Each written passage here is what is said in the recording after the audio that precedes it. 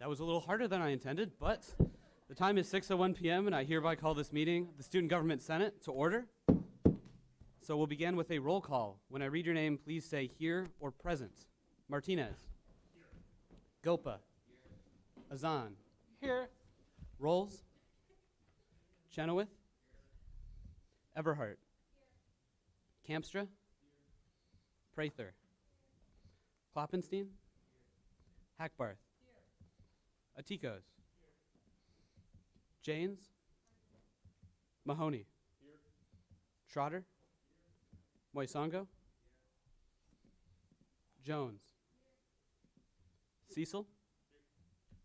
Here. Eisma. Here. Wellman. Here. Momini. Here. Larson. No Larson. Pursley. Here. And Schneider. Here. With that, we do have quorum for the evening. So we'll move into the Pledge of Allegiance led by, for the final time, Speaker Hackbarth.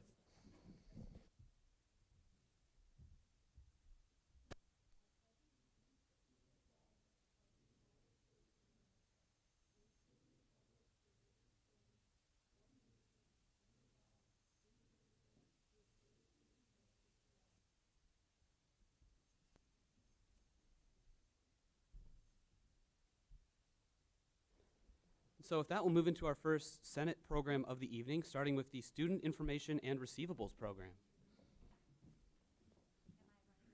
Yeah, if you want to come step to the podium, that'd be great.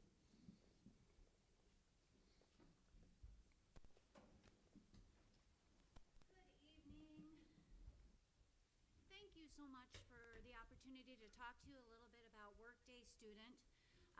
I'll explain a little bit why it's called what it is, but first I want to say who I am. My name is Kristen Constant. I serve as Vice President and Chief Information Officer, CIO, reporting to President Winterstein for Iowa State University. I am also a professor in engineering and have been since 1991.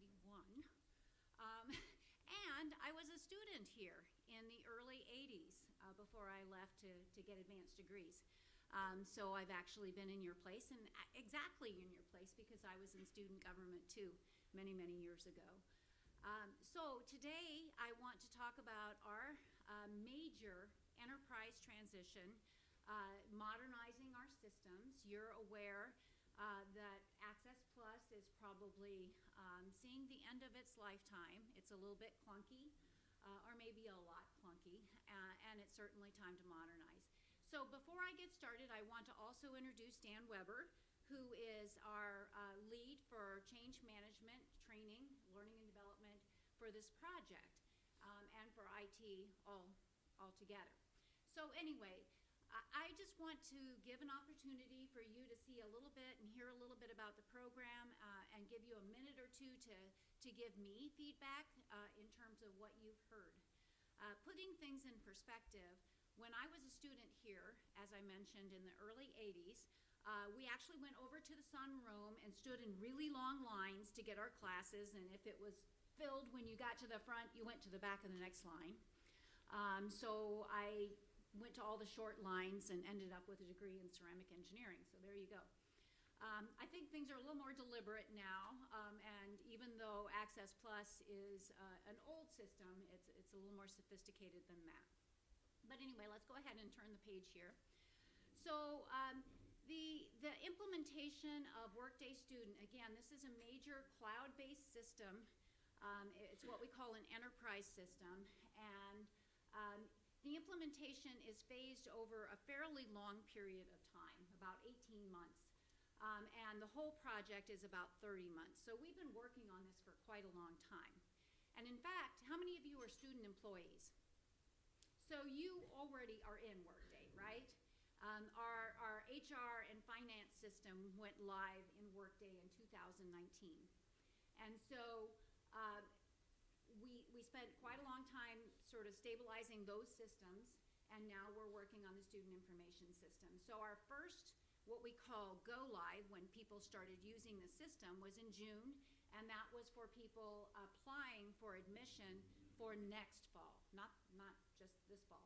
But anyway, and so that recruitment and admissions was all through Workday.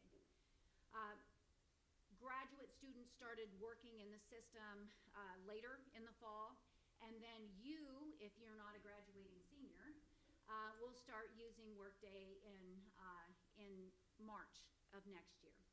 So again, the whole phased implementation follows the life cycle of a student, and so you'll finally end up later working through transcripts and grades and all of that. So let's go ahead and turn the page.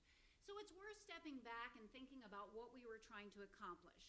In addition to having an in-cloud, more robust system, we are really dedicated, and it's our primary goal to help Cyclone succeed. We want you to have a much smoother experience with our technology systems. I'm sure that some of you came to Iowa State and said, wow, this system is not even as sophisticated as maybe my high school system. And that could be true because it really has been a legacy system that has been in operation. Some of the code has been in operation since the 1960s, 60s. So anyway, we really want to make it easier and better for you. The second part was to accommodate innovation and agility. One of the things, the derecho first, and you may not remember that huge storm that took down all power, but then also the pandemic, I'm pretty sure you remember that, taught us is that we had to change really quickly. And our systems did not accommodate that change very easily, changing class times, all of these things. So we want better agility, and we want to be able to innovate more rapidly. And then finally, standardization and simplification. You know that if you've changed colleges or even programs within a college, departments, everything's different, and we'd rather have it be more uniform. So continuing on, another thing that Workday will allow us is mobile-first functionality. You can do everything on your phone. And so this is something that is not really possible with our current systems. Moving ahead. So the change that I already referred to is the course registration for fall of 2024. And you'll have your degree audits within Workday. We don't call them degree audits anymore. I'll get to that in a moment. Graduate students, some of you probably are graduate students or getting there. Yeah, I know some are. We'll be working within Workday, and there's the academic plan and programs of study and so on within Workday. And then finally, financial aid packaging will also be in Workday really soon. So moving on. And you can accept your financial aid just even on your phone. So that's a really simple process.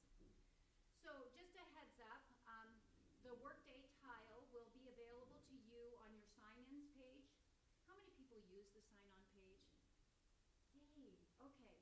I asked a group of faculty the other day, and they were like, what? Because that really is supposed to be the landing page to make it really easy for you to get to any of those applications. So anyway, it'll be your tile for Workday will be there early spring.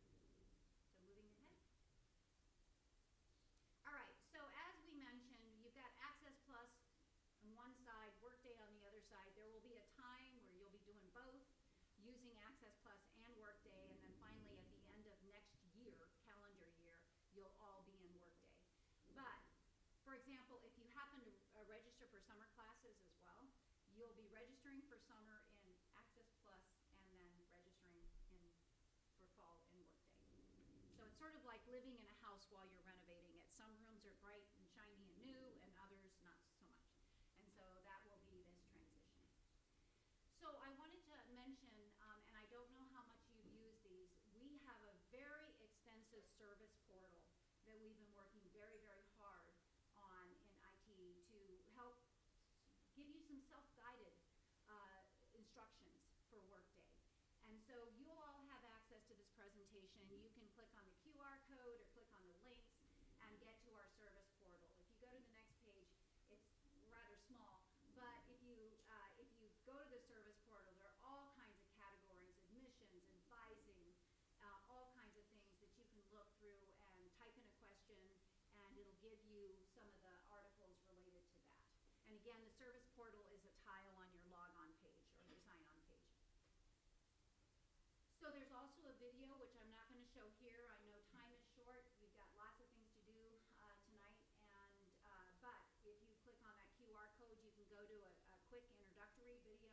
just gives you a flavor of what Workday looks like and what you can do and how easy it is to navigate. My assumption is that you will catch on right away. It's very intuitive, but we also have some training and learning and development available. So if you go to the next page. So going back to, again, the student functions that will move into Workday, and there's some things that won't, but certainly class registration, all of your information on academic progress, and all of your financial information will be in Workday. There are some really nice tools on academic progress. It shows you percent completion. It shows you if you're ahead or you need to catch up in certain areas. And there's very easy access to all the contact information of your support system, whether it's advisors and other campus contacts. And so all of that will be in Workday. So there are some things that are not changing. Canvas is still going to be your system, and for your classes. Site hire, residence information, dining, bookstore, parking, health center, all that, and my state will still be available. So those systems will not be in Workday. Just trying to delineate for you. Next page. So again, I anticipate that you will find it very intuitive, but there are lots of opportunities to learn. Again, you'll have access to these slides, and you can go to our website. There's a newsletter. There are all kinds of FAQs, and hopefully you will find it, again, simple to get used to. It's something new, but you'll be an expert probably before most others on campus. So, again, more health information, and I think that might be it. Yeah. If you want to give us feedback, there's worksite feedback. It is a website notes like if there was questions. Awesome. Well, thank you very much. I think at this point the floor is open for questions, starting with Senator Mahoney. So one thing I did just notice, the automatic prerequisite checking for courses. I'm assuming there'll still be a mechanism to like waive prereqs in those cases. There's an override mechanism as well. And so for those of us who were very engaged, and I was, in accreditation and the accrediting body for your program, whatever, for me it was engineering, would come in and say, show that you have all your prerequisites met. That was an incredibly rewarding thing. And so we're on the faculty side very excited about this. But it will also help the students make sure that they don't go into a course where they don't have that prerequisite. And of course, the waivers are possible. Senator Cecil. I have kind of a two-part question. One is, what was the timeline on deciding to move to this from Access Plus? Like, when did that all start? And the second part is more, is there any interest in moving some of those programs that you said are staying separate into this to like facilitate better like housing access and things like that? Yeah, both very, very good questions. We started in 2002, and I recognize that some of you were born after that. But that was when we recognized our systems were fragile, and so it was a very long process of saying, we've got to modernize. And we did study and study and study and study, and in 2016 we selected Workday. And at that time, we knew that we had to get finance and human resources and payroll and Workday first. We did that, and then we studied Workday for student information systems, so they're all integrated and connected. The second question you had was on what? Just integrating like the portions that you said weren't there. Yeah. Yeah,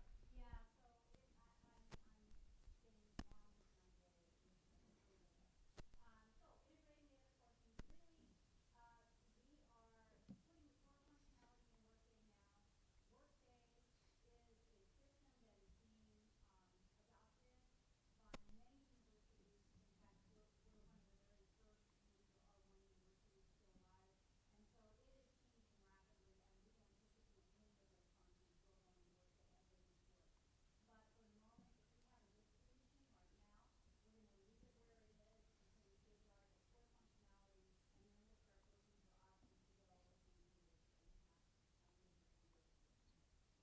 have major changes. Senator Zahn. Thank you so much. First of all, I'm a graduate student, so as a graduate student, you have to take lab training, safety courses. So typically, we use Learn at ISU. I heard it's not confirmed, like graduate student talking with each other that they are also switching to Workday. Is it true? That's first question.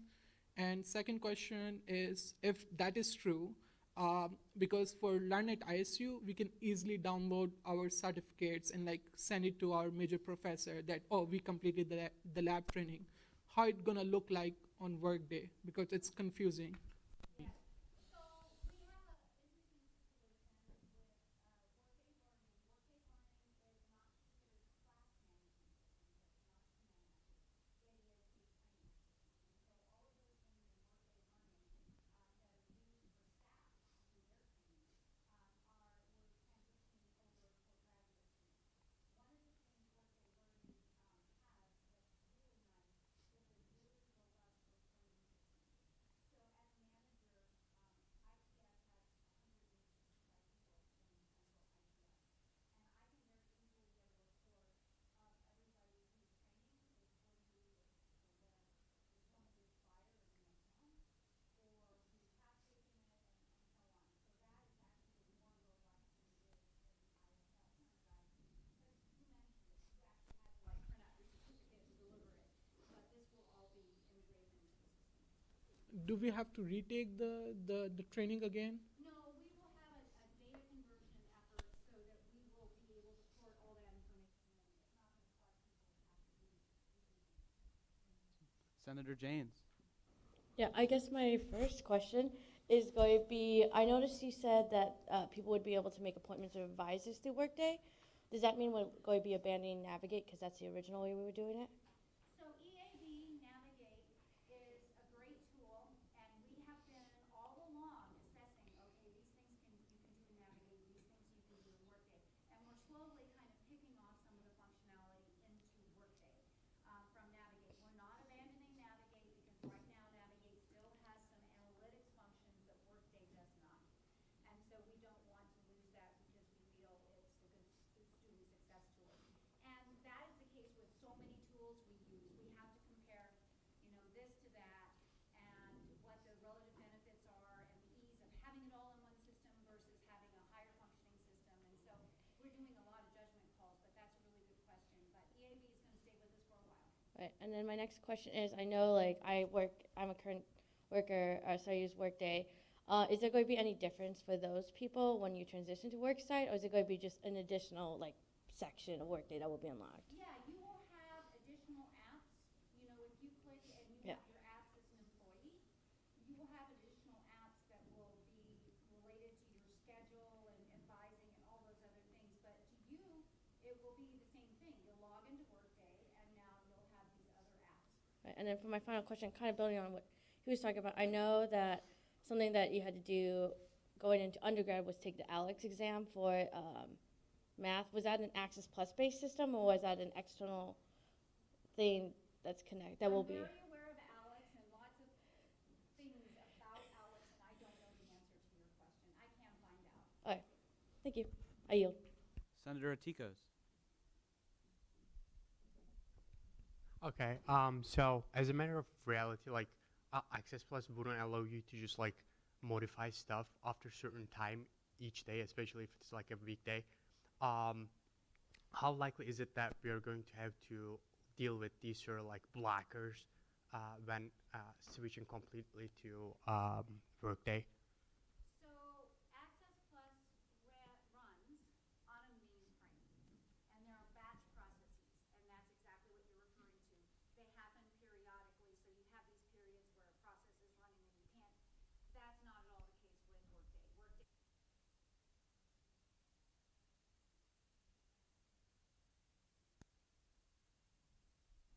Okay, thank you. I yield. Senator Cecil. So I have another question. I use Workday as a treasurer a lot and for work, and clocking in and clocking out, it works really well. But on the treasurer side for clubs and things like that, it's a little clunky. Okay. Have you seen both of those? And I have not seen what it's like to be a treasurer of an organization.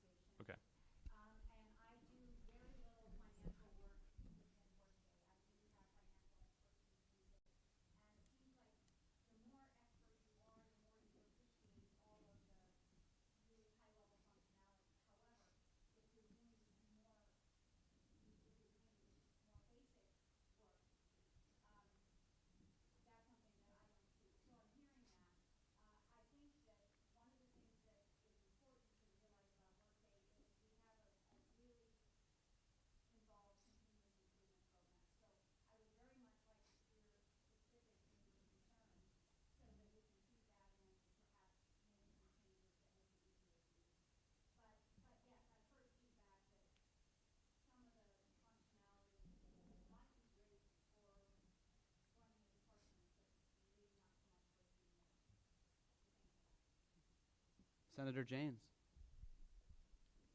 So I know, as you said earlier, this decision has been years in the making. But I guess my question is, how long has advisors and staff that will be kind of the front load of people that students will be interacting with, how have they been trained? How long have they been trained?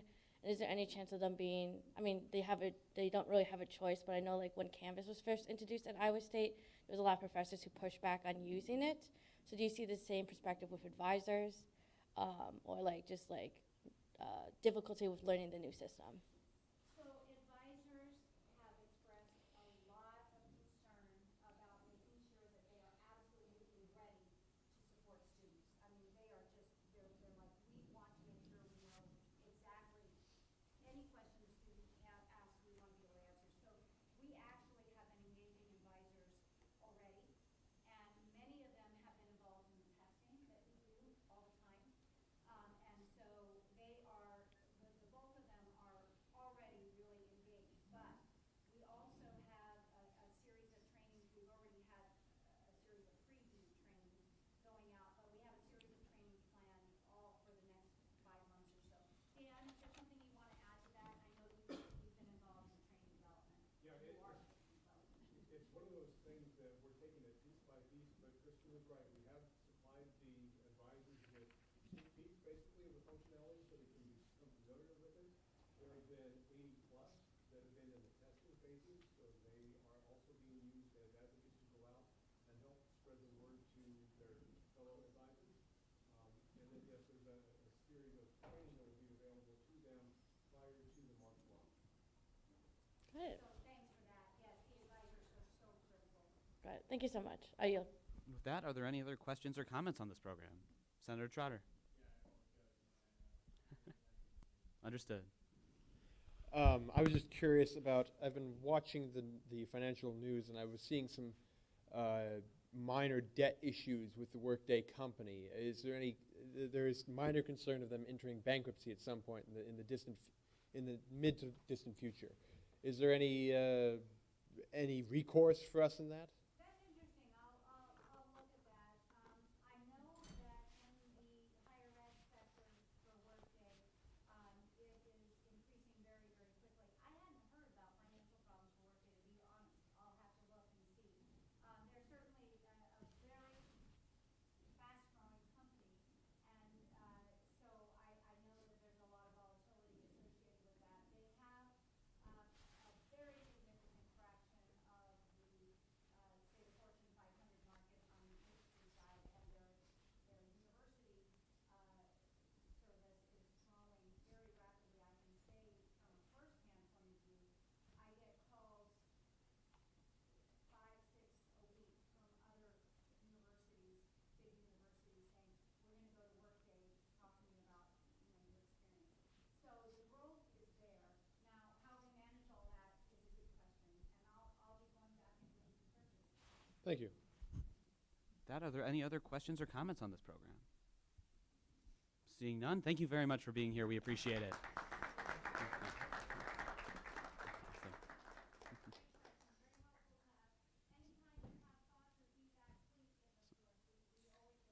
Thank you very much. So if that will move on to our second Senate program of the evening with the ISU Bookstore. And so if we have representatives from the ISU Bookstore here tonight, the time is yours.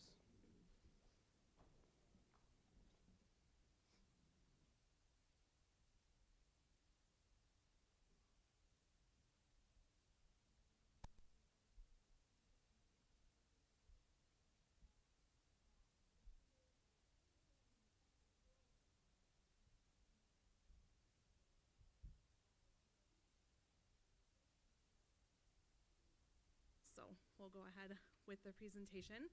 So immediate access. Who here knows what immediate access is? Okay, so if you've not heard the actual term before, how many of you have textbooks in Canvas that you access and click on and everything? If you didn't know that it had a name, it's called immediate access. So we call it IA for short. There's a lot of acronyms around here, so we were just talking earlier about AI, and there's IA, and we have all kinds of things. So you will hear me refer to it as IA quite a bit tonight. So just to make sure we're all on the same page, immediate access, you receive access to your required course materials on the first day of class. It is at a reduced cost compared to the national average, and each of those course material units are individually billed to your student U-bill. You have the first 10 days of class to opt out for a refund. That opt-out process, everything all takes place in Canvas. So it's taken care of for you. So that is the actual definition of what the program is today. So we'll go on to the next slide. So this past academic year, Iowa State University students saved over $2 million with the immediate access program.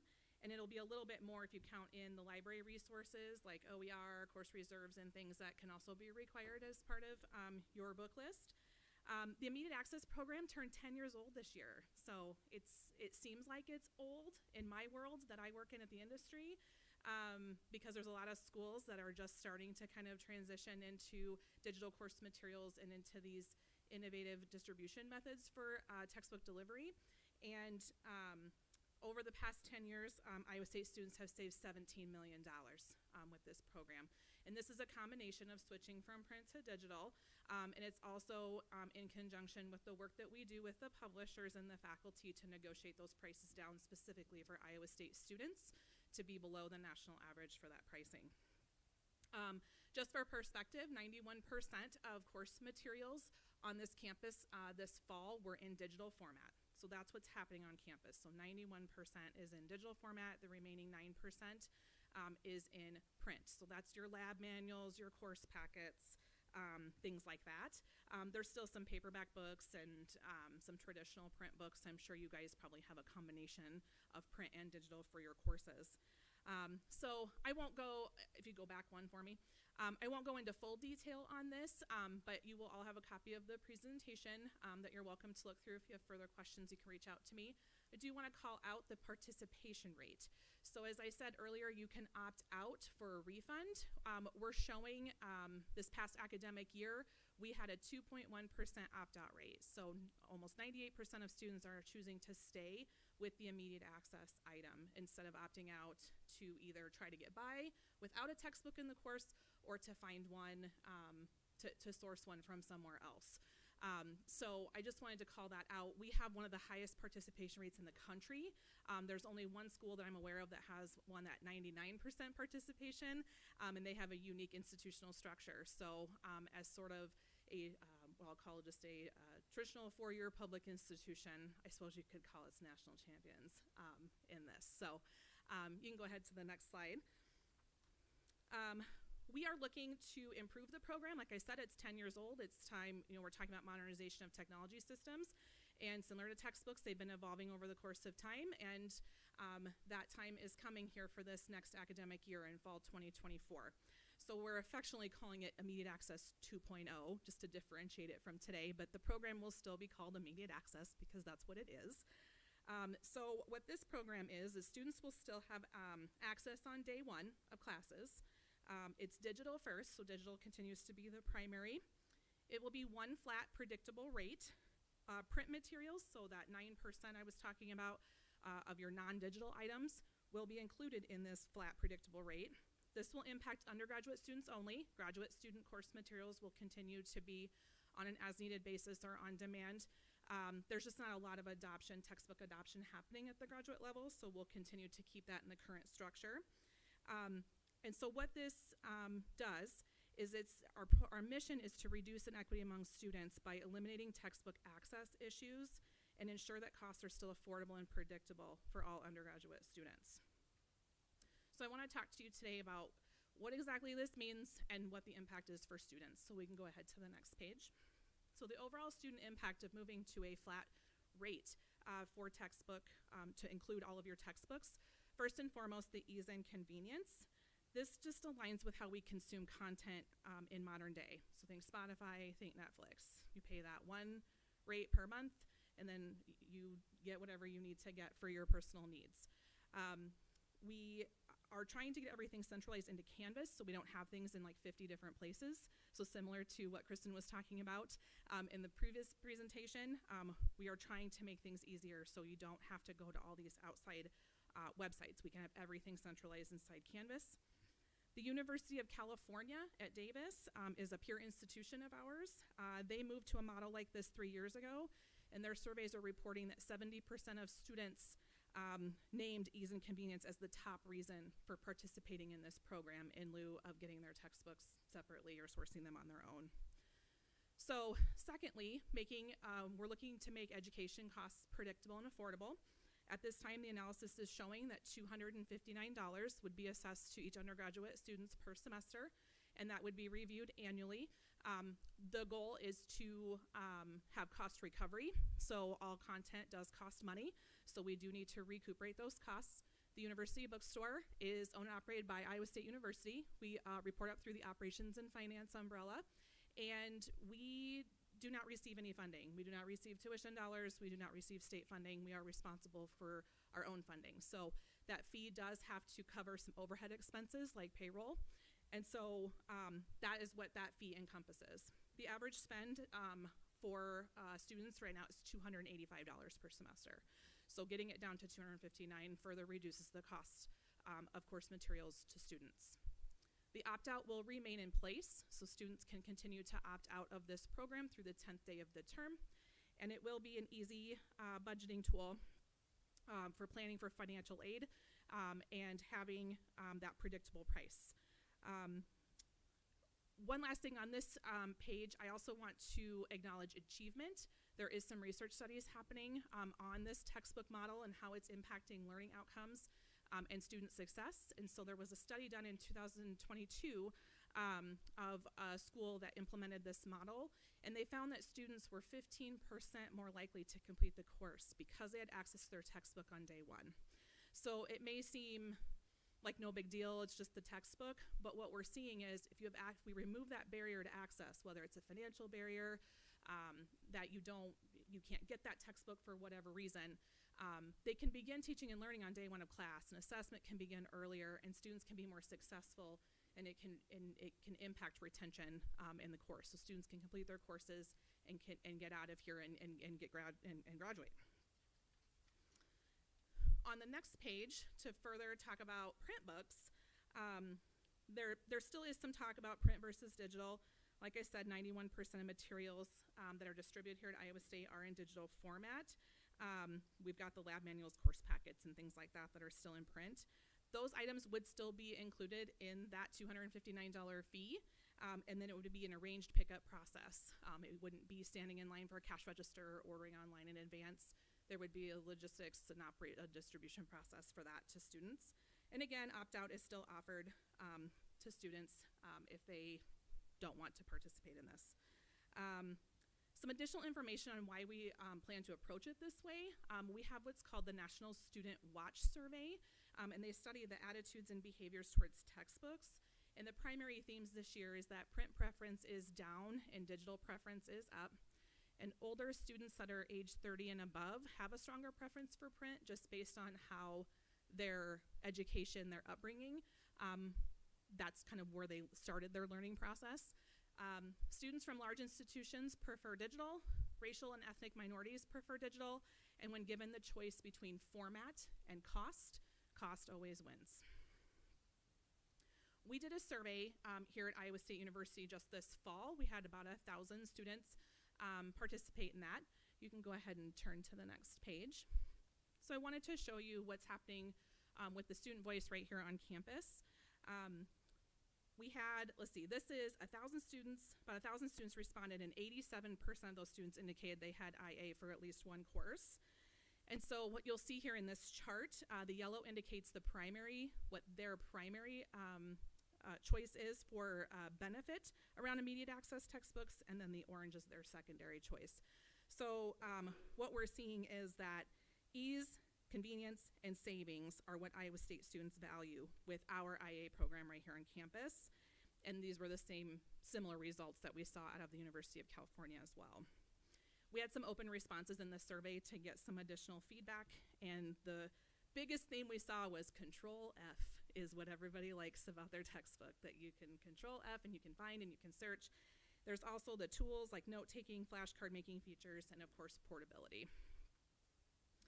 On the next page, we also wanted some perspective on financial aid and budgeting for textbooks. The majority of our students here at Iowa State receive some form of financial aid according to the survey, And they also indicated that it covers little to none of the cost of textbooks. When I spoke with the financial aid director, Chad Olson, he talked to me about cost of attendance and the FAFSA and how all that works, and how textbooks are a variable cost to students, and therefore budgeting and predicting what that price or what that cost is going to be is difficult. So by moving to a standard rate, this financial barrier can be remedied for students and families. Now, I understand that the concept of a flat rate comes across as just another fee added to the U-bill, but we've been asked a lot over the years, why are books not included in tuition? That's been a very common theme. I've worked here for 15 years. Prior to that, I was a student here at Iowa State in the early 2000s. My textbooks cost about $500 to $600 per semester. I had those big, heavy textbooks. I didn't have a laptop. That wasn't a thing back then. So what this new model does is also centralizes the cost into that one standard dollar amount rather than 5 different line items on your U-bill. It's just replacing what's already happening. We can standardize that, we can get that low, and again, you can opt out. So if you don't want it at all, you opt out, you get a refund in those first 10 days. You can see in the survey, in the bottom chart there, we asked about preference of having it included in tuition, meaning that having it automatically assessed and delivered to you. And we had 52% of the respondents agree, and then what this statement doesn't reflect is the opt-out, of course. So it really is all perspective on how textbooks are handled, that if you just don't want to worry about it, they want ease and convenience, that we can just get it applied and get it delivered to you without any hassle. I do want to acknowledge faculty impact, and it's really nothing. Their process remains the same. They're the ones who make the decisions on what is required for course materials. Also one of the #1 things I hear is, oh, I never used the book, or they made me use the book and we never really referred to it. That is a conversation for your faculty member. That isn't something we can control at the bookstore level. They are required to tell us what their required materials are, and even if it's no text required, that is something that, that they send through to us as well. And so they do have the academic freedom to choose the content that they want to require and how they teach in their course. And then we continue to encourage library resources like OER and course reserves for teaching and learning purposes as well. And then I just acknowledge to the faculty that adoption behaviors should remain the same. Just because we move to a standard rate does not mean that you can adopt more materials, because the more materials that get adopted, that's more cost that has to be recuperated. And we're really trying to make sure that this stays predictable, affordable, and we don't really have to raise this rate. We would like to keep it low. We are digital first, so when a faculty member submits their course material adoption, if it has an appropriate digital match, we are putting that into the immediate access program. They do have the option to choose the print format if that's what makes sense for their teaching style and how they've structured their course. So we continue to support that as well. And then one last slide here. I do want to acknowledge the alignment with the strategic plan. We've been working with senior administration, the provost office, CELT, and we are on the agenda for the January Faculty Senate meeting. This is all something that we've been talking about for quite some time. And in the end, it's really about expanding access for all, affordability for all, and contributing to the overall student retention and success, regardless of your financial status or any financial barriers that you have. And so in the end, I have my contact information on this screen. I'm not sure I even introduced myself, so I apologize for that. But my name is Heather Dean. I am the assistant director for the ISU bookstore. I've worked here for 15 years in the course materials industry. I also co-chair the Open and Affordable Education Committee here at Iowa State, and I do national advocacy work for textbook affordability for the past 10 years. So with that, we can open for questions. Awesome. The floor is open. We'll start with Senator Cecil. So it's kind of a long question, so just bear with Okay. me. I've had a lot of professors adopt OER and things like that. Mhm. And so I've had multiple semesters where my textbook costs have been under $100. And I just wasn't sure if this was an optional resource that didn't, is it? That's what the opt-out means. Okay. So that's what makes it optional, Yeah. that you'll automatically be enrolled in it. That's how it works today with immediate access items. But inside Canvas, it'll be very prevalent that if you want to opt out of the program, you literally just hit the opt-out button. That feeds to our reporting structure, and then we file a refund against your U-bill. Okay. So if you do that analysis where you're like, I don't know, I'm under $259. That's why we want it. That's why we do not want it to be a mandatory fee. That's why I'm not using the word fee tonight, because it's not a fee, it's a program. It's a program that you can do. We continue to get you your textbooks, and I do think the technology will evolve, and I'm hoping it evolves to be a little more fluid, so instead of like, you got the whole all-in thing, to get that lower price for the students on their textbooks. Senator James. Yeah, I guess my first question is, when looking at your graphs, while you highlighted that like it was a benefit, I also saw that on one of the bar graphs that there was a decent amount of students who said that they didn't see a benefit in immediate access. Can you dive into, do you know why they didn't see it, and do you see those people getting exasperated? Yeah, so I think if I read that right, it's about 150 students out of the 1,000 that said I did not consider it a benefit. In some of the open text, there was a lot of NAs, so we didn't get a ton of detail and feedback. But a lot of times we will hear from students like, textbooks should be free. And that's just not how it works. I wish they could be free. Yes, we have OER and library resources. They're free in the sense that they're not charged to students. Other people pay for those. So that is, so I really think that's where it comes from, is there's always going to be a level of any student, and you probably all in this room have a part of you too, that I just wish it didn't have to cost money to read a book or to take a quiz in the courseware or whatever. That is not how it's structured. Textbooks have always cost money ever since Iowa State opened back in 1858. If you guys didn't know, the bookstore used to be in the hub. You used to have to walk up to the hub, and it was a little window, and you gave them your class schedule, and they handed you your little books, like with a satchel, like a belt or whatever, and they said, here's your home economics book, here's your engineering book, here's your science book. That's just what you did, so it's almost like it's come full circle, because you're gonna come up to a counter, we're gonna be like, here's your lab manual, and you can move on with your classes and everything. So I do think that's where it's coming from. That is feedback, where there is a level of students who expect it to be free. Yeah. And then moving on to the print stuff, let's say a student signed up for it and then they decide to opt out. What are the measures, like, do they have to return it, and they don't return it, they pay for it, similar to how like the Iowa State renting system works? It's a great question. Yes, there's actually, it's really high-powered technology, so you would get a notification that says, hey, we see you opted out and you picked up your lab manual or whatever, so we need you to return it by X date. If you don't return it, here's the fee that will be assessed to your U-bill to really buy that out. All right, got it. And I'm trying to think of any other questions. So when it comes to fee, I know it says assessed annually. Do you know if you have any projections of possibly like how it might increase? Just because I know it will. Would it be kind of try to follow the trends of inflation, similar to like what general IC tuition kind of tries to match? Yeah. So we're really trying, like I said, the intention is cost recovery. So ways that the fee can go up is if the faculty start adopting, like, it's an all-you-can-eat buffet. Like, we need to make sure that, like, modernization or moderation is key. And so that's really the work we do with the faculty. We do question if they start adopting like 10 required books. We do question like, hey, what's up? Like, what are we doing here? They do have that academic freedom to do that, but we don't want it to turn into like, oh, like now you can just have as many books as you want because it's all covered.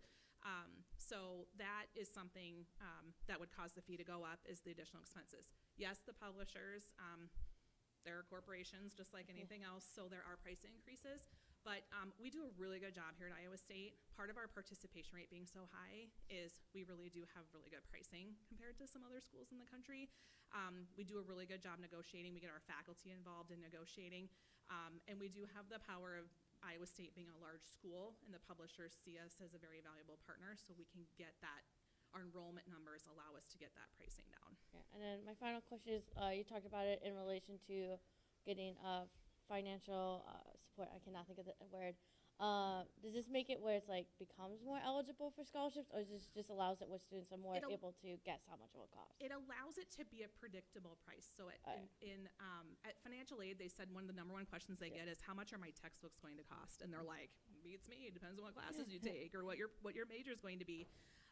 So that by being able to say the cost of attendance for textbooks planned for $259, That will allow students and families to include it in their budget. What we're seeing right now is we think a lot of students don't include it in their budget because it's kind of in there as a variable, so it's not added to like a total.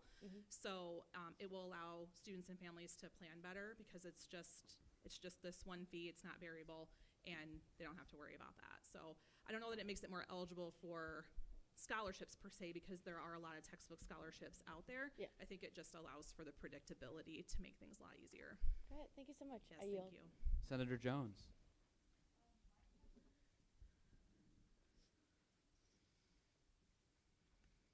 My question, I think, was kind of already answered, but so when you have that opt-out option, you're opting out of the $259 totally. Yes. So if you have, let's say, only $100 in textbooks, when you opt out of that $259 totally, is that opting you out of all your textbooks, or how do you go back in after that opt-out and make sure you have your 2 textbooks and you're only paying $100 compared to that $259? That's a great question.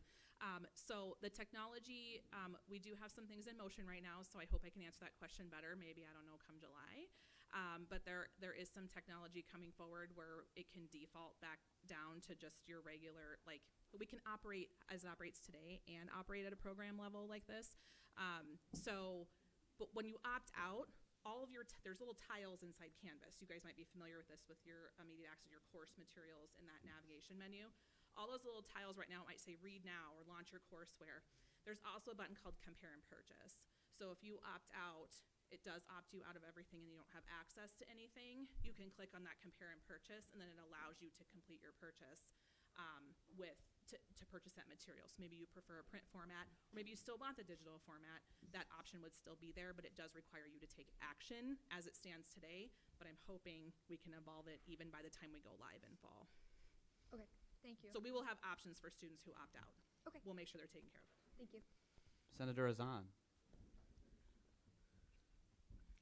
I do have a very short question. So you mentioned about the flat price. Is there any cap that how many number of books you can do, per semester or per course, or you can like sign up as Nope. many?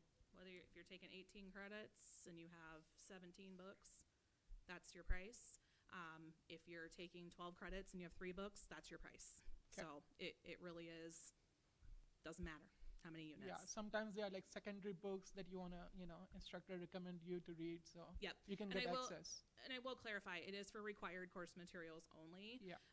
That's what will be included in the program. So if you need to buy a lab coat for lab, like that's not a textbook, right? So you still come to the bookstore and you'd get your lab supplies.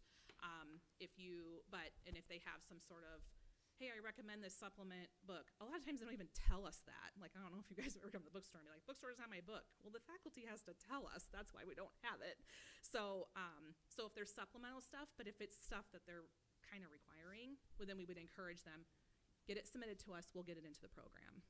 Thank you. Yeah. I yield. Senator Momini.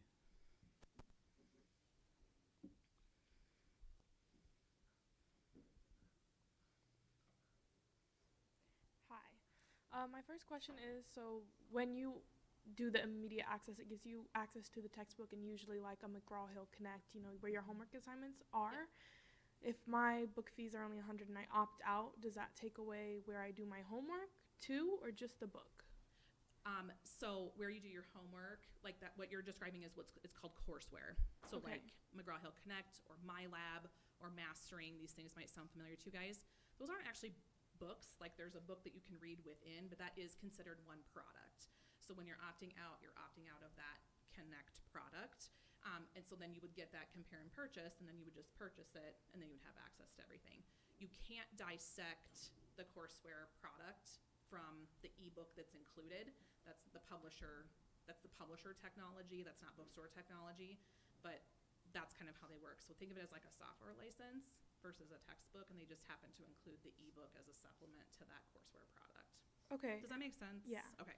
And then you said that it was like you guys have it at like a discounted rate. What if I opt out and then I go in and I look and it would be more expensive without the discounted rate? Can I opt back in? We're still planning to have Iowa State pricing.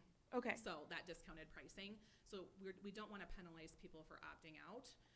So that's where we're massaging all of those details as we lead up to July with the technology. So you would still have access, you would still be affordable even if you opt out. So, and we'll have those comparisons so you can do, if you kind of want to do the math, like, I don't know if I want to opt out or not, you can kind of do the math. We'll have all those features in there as well. Okay, and then it says all required course materials. So then if I have a paperback book that's only paperback, I could go and pick that up too. Yes, that's included in the fee. Okay. All right. So right now, basically what happens is the textbook department, you don't walk the shelves and pick it up on your own anymore. You'd walk up to a counter. We would swipe your ID card. It would say, she needs this paperback book. One of the staff members would go get it. They'd check it out to you, and you'd be on your way. You don't have to go through a cash register or anything, and you would own that book. It is not a rental. You own the book. Is that just for textbooks, or is it for regular books that, like, classes assign for you to read? They're required that When you they, bring them? when they submit the course list to us is required. So even if it is like a paperback, like more like a novel or a trade book Okay. that you're reading, so even though that's not a textbook per se, we look at as a textbook requirement or a book requirement for the class. So those are included as well, as long as the faculty has told us. So that's the kicker, is the faculty has to tell us. They do a pretty good job of telling us what they're requiring, but anything that they're kind of doing outside, you know, to be like, oh, I think you should just kind of do this, that would not be included in the program because we have to know about it, has to be loaded into the adoption system, into the book list system. Okay, thank you. Yep. Vice Speaker Campstra. So I'm in my final semesters here, and I've had 2 classes at Iowa State where the professor has said during syllabus week, there is required material for this course, but you may opt out of it. I was just required to list something on the required materials list. So would that, obviously you guys don't require that, so I'm confused, is that just more of like potentially a department or college issue then? Okay. Department and colleges, there are different, education committees. I'm not sure exactly what they're called, but that is if your professor has said that, that is coming from the department college level. If they were required, sometimes textbooks are used in the accreditation process to show the value of that course in the accreditation of the value and quality. But they should be doing that for the right reasons, not, hey, I did this because someone told me to. Right. So that is something that we continue to talk about with Faculty Senate, but that's where your voices are so much more powerful than mine, because at the end of the day, they look at like, well, you're just the bookstore. You're Right. the bookstore lady trying to tell us this stuff. But getting that feedback from the students.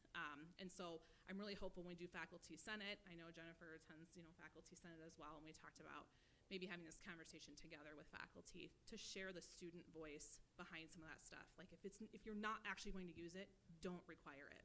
Don't make us pay for it. Let's not include that in the costs. But if you're going to legitimately engage and use the book to increase the learning outcome and the teaching in this class, that's what textbooks are for. Cool. Awesome. With that, I motion to add Senator Larson to the roll. Move to add Senator Larson to the roll. Moved and seconded. Are there any objections to doing so? Seeing no objections, you will be sad. Why am I always? There you go. I yield. And Vice Speaker Campstra yields. We'll move over to Senator Janes. I just got hooked up on something that you said.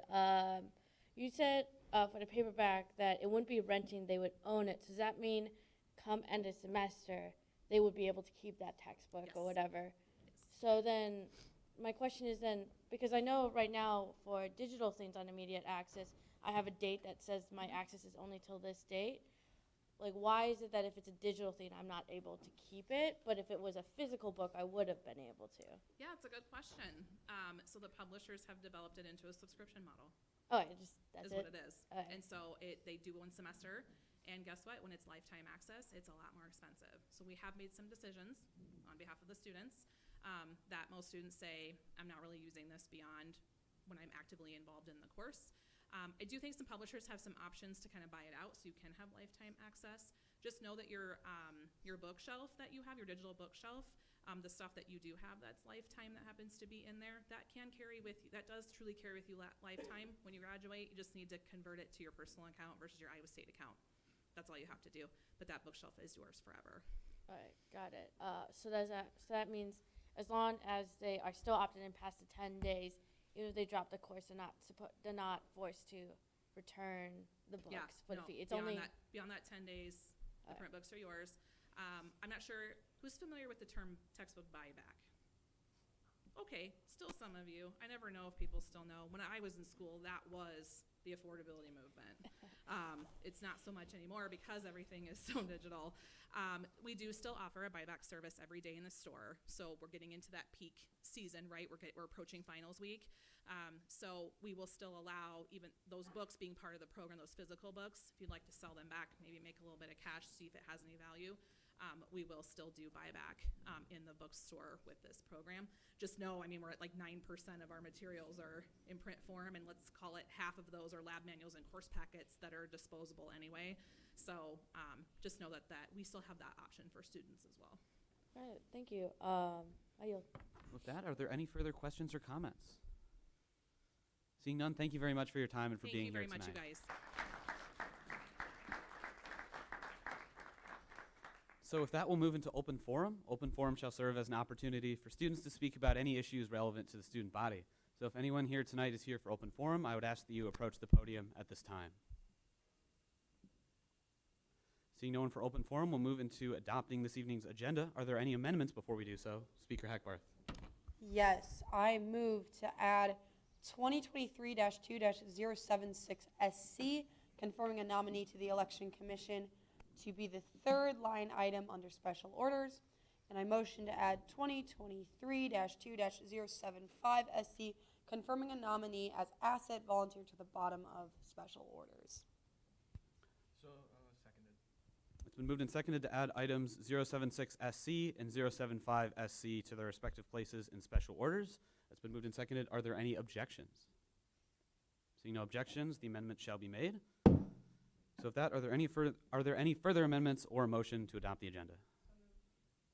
To adopt the agenda? All right, it's been moved and seconded to adopt tonight's agenda. Are there any objections to doing so? Seeing none, it shall be adopted. We'll move on to adopting our minutes. And so at this time, we have the November 1st and the November 15th minutes to approve, if someone would like to do those in one motion. It's moved and seconded to adopt both the November 1st and 15th minutes. Are there any objections to doing so?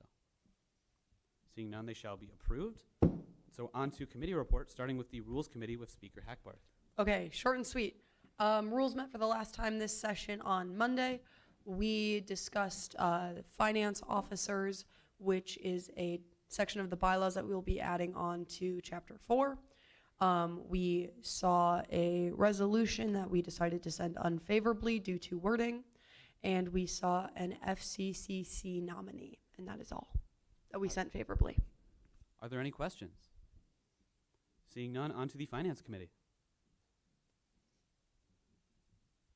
Hi everyone, Finance Committee met yesterday, finishing up our PNC. You'll see that on first to read come time in January. Doing a lot of good work there. I've also had about 5 meetings this week with senators. Again, if you haven't signed up yet, I sent you the link. Sign up. Thank you.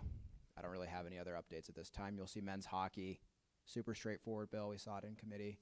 Yesterday this is second read for it, so it's very straightforward. Are there any questions for Finance? Seeing no questions, we'll move on to the PR Committee. Senator Everhart. Yeah, PR met for the last time this semester yesterday night.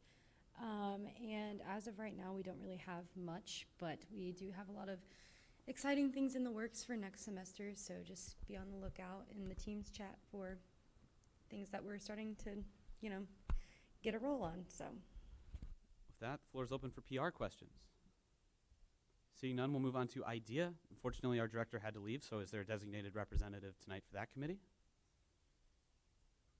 Seeing none, I'll ask the same questions about student initiatives. Seeing none, we'll move on to local affairs. All right. We will be meeting tomorrow at 1 p.m. near the student government offices. We didn't really talk about anything before Thanksgiving, so there's not really anything on that end. But the Ames Human Relations Commission at the City Hall is looking for someone to sit on that commission. They're very into diversity, equity, and inclusion. So if that's something that you are interested in or want to do, it's a really awesome position. They meet once a month, every fourth Thursday at 5:30 p.m. And the meetings are about an hour long, so it's not a big commitment whatsoever. and they really want a student representative on that board. So if it's something you're interested in, please track me down and send me an email, whatever. But that's about it. Are there any questions for local affairs? Seeing none, we'll move on to sustainability. Yes, sustainability. If there is a designated representative, Senator Klappenstein. We just continued to work on our projects, and we are planning the One Iowa Conference as well, working on some details for that. Are there any questions for sustainability? Seeing none, we'll move on to health and wellness. Hi everyone. So we had our last meeting today of the semester. It went really well. I've got my at-larges working on a couple of projects. We're seating Michaela as a senator tonight. Yeah, really excited about everything that we have going on. Thank you. Are there any questions? Seeing none, we'll move on to legislative ambassadors. Is there a designated representative here tonight? Seeing none, finally, we'll move into that other category. This is an opportunity for anyone to share updates that are not otherwise covered in these categories, starting with Senator Janes. Yeah, so Cyride met for the month of November, and the things that happened there was we approved the fair prices, which is the exact same as last year. We just had to change the years to match. We also approved looking for bids to upgrade the security system, and we approved that we will be working with a different company, I can't find the name right now, to provide us electrical buses. This is an American-owned company, so there's less chance that they will close down the American warehouse. And yeah, that's everything that happened in Cyride. Senator Azan. Yeah, so Transportation Advisory Council met on this Monday. The council approved the increase of 3% parking permit passes. So previously student had to pay $171, but now it's $176, and it's just to match the inflation rate. So that's pretty much of it. Are there any further updates or questions? Vice Speaker Campstra? Yeah, Chiefs Advisory Council met Monday night as well. Chief Huff was in attendance, so we got to talk a little bit more about the city side of things from the police standpoint. So we talked about safe neighborhood schemes, kind of bar checks and what's going on with that, and increase in potential parking costs downtown and other areas, including game days, to supplement the cost. So if you have any questions about that, let me know, or anybody else on the committee. Great. Are there any other questions or comments? Seeing none, we'll move on to comments from the judicial branch. Seeing no comments, we'll move on to comments from our advisor.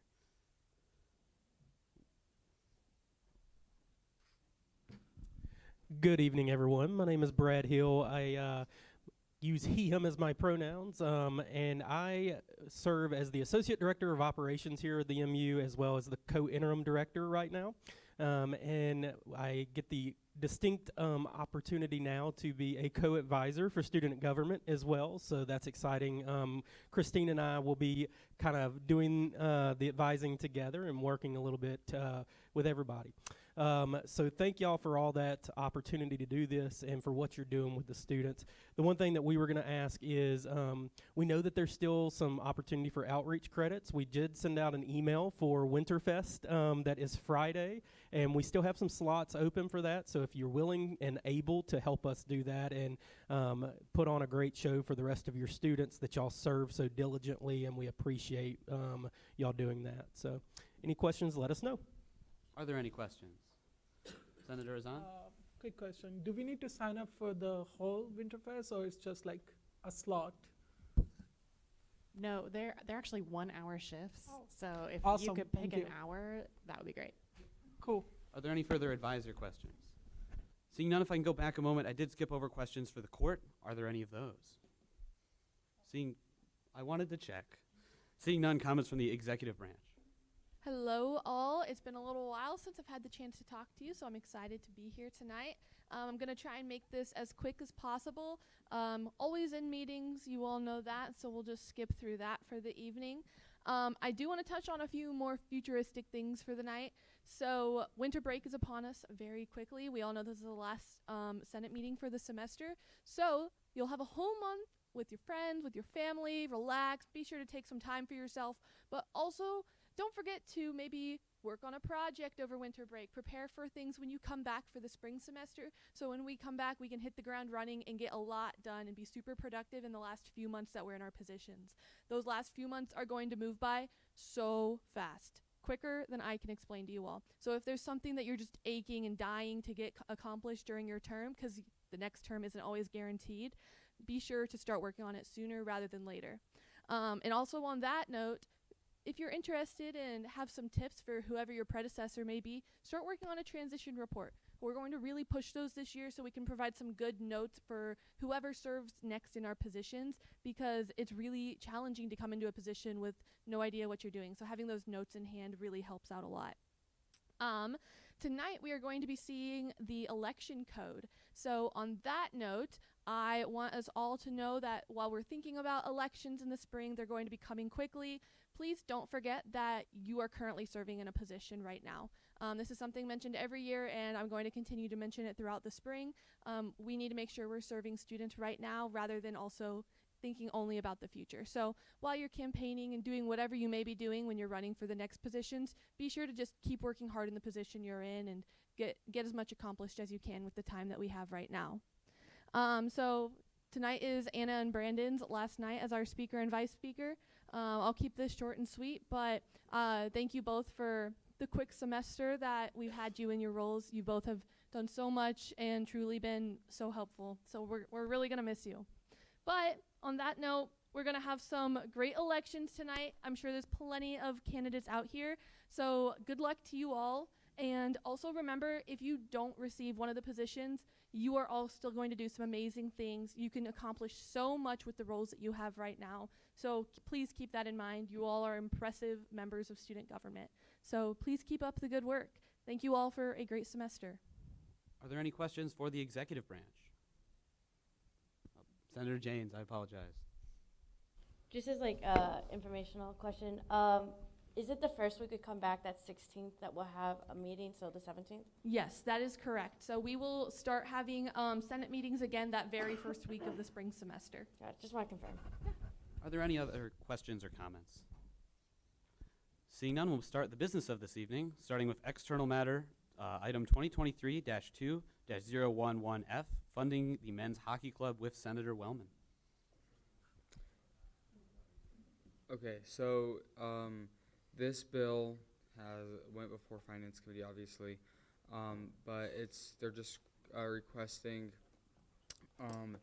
$374 from student government, so that way they can go to St. Louis. That was not allocated in their budget. And if you guys have any questions, or if you have anything other to say, go ahead. Yeah, so hi again, thank you for having me. As I mentioned last time I was here, hockey's very expensive, and travel is a very big portion of our expenses for the remainder of the academic year. So again, just any amount will help, with any sort of funding will help with travel and with other operational things within the hockey club. So with that, the floor is open for any discussion. Moved and seconded and debate at this time. Oh.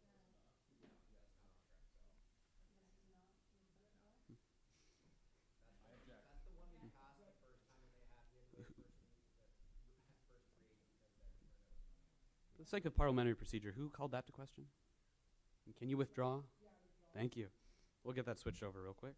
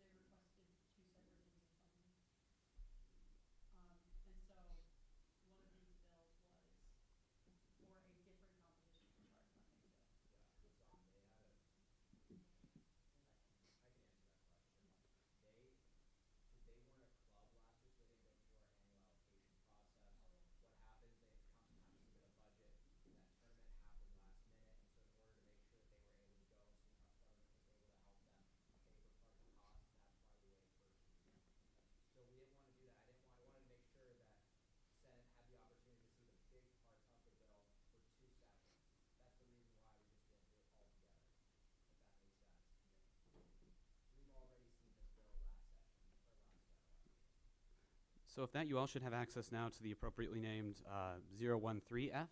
So I'll give you just a moment, and then if someone would like to either offer up any debate or call to question. It's been moved and seconded to end debate. Are there any objections to doing so? Seeing no objections, closing comments, Senator Wellman. It's a good bill.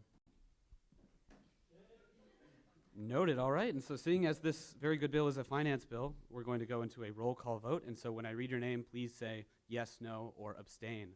Martinez. Gopa. Azan. Rolls.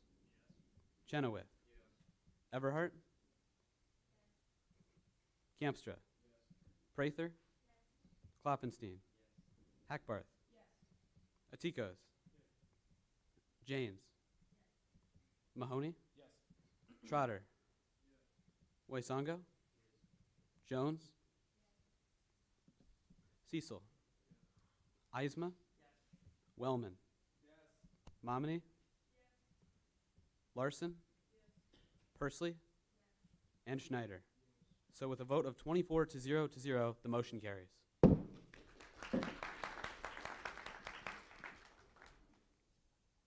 So with that, we'll move into special orders, starting with item 2023-2-069SC, confirming a nominee for FCCC Senator with Senator Everhart. Yeah, so if the nominee wants to approach the podium, we've had a vacancy in the Frederickson Court Community Council spot, so it needs to be filled, but I'll let Ian tell you a little bit more about himself.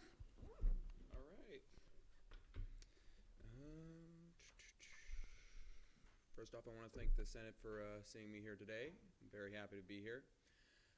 My name is Ian Irving. I am a history major, and this is technically my third year, but I am a transfer, so first semester. I want to say I love it so far. So, some reasons I would like to become a senator is, personally, I want to ensure that my community has a form of representation within the student body government. There are a few concerns that I would like to bring, if I am confirmed, that primarily having to do with repair time, speed, and efficiency.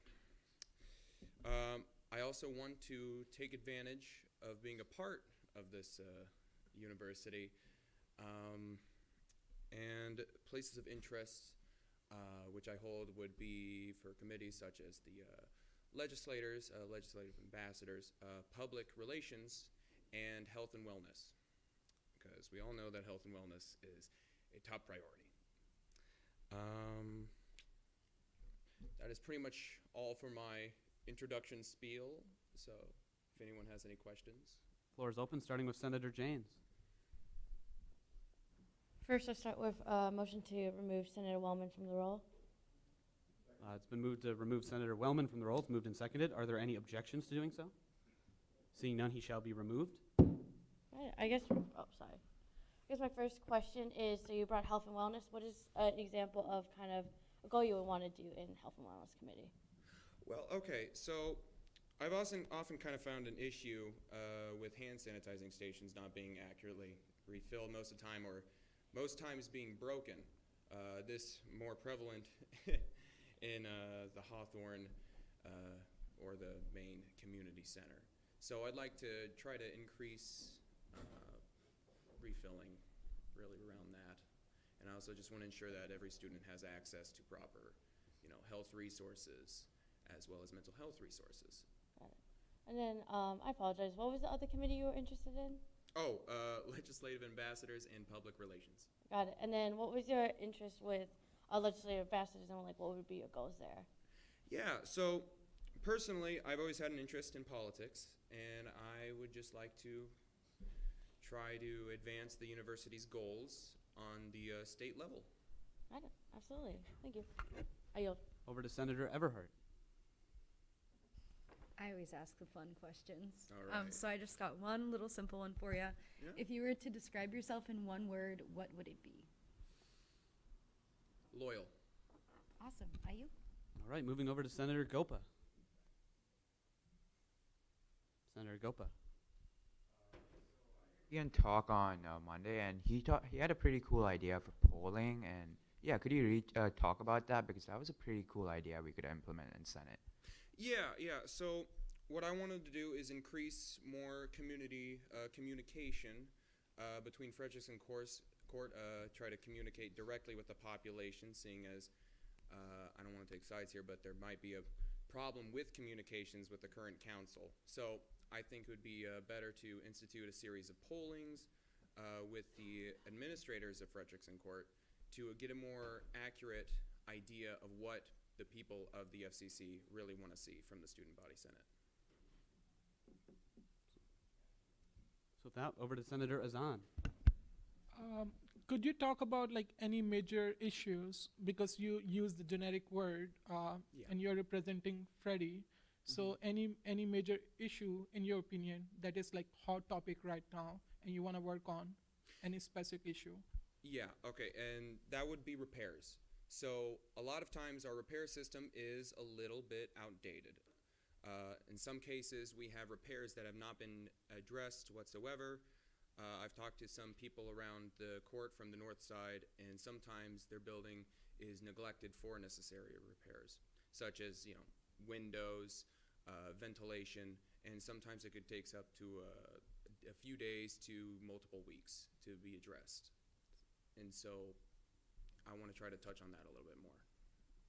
So you want to use the student government funding for the repair? Yes. Okay. Because did you like talk to RA or the director of Freddie Court? Like, no, I have because not. they have separate budget for this. Oh, yeah, they do have a separate budget. No. Yeah, I would encourage you to move on from Okay. that topic. Cool. Senator Cecil. So I don't have any questions. I just was in rules, and he's a really great candidate. I really support a lot of his ideas, and I feel he should be voted in. It's been moved and seconded to end debate. Are there any objections? Seeing none, closing comments, Senator Everhart? Nope. All right, seeing no closing comments, we'll move into a vote. UC has been called for. Are there any objections to passing this nominee by way of unanimous consent? Seeing no objections, the motion carries. Yes. And if you can stay up there for just one moment, we'll get you sworn in.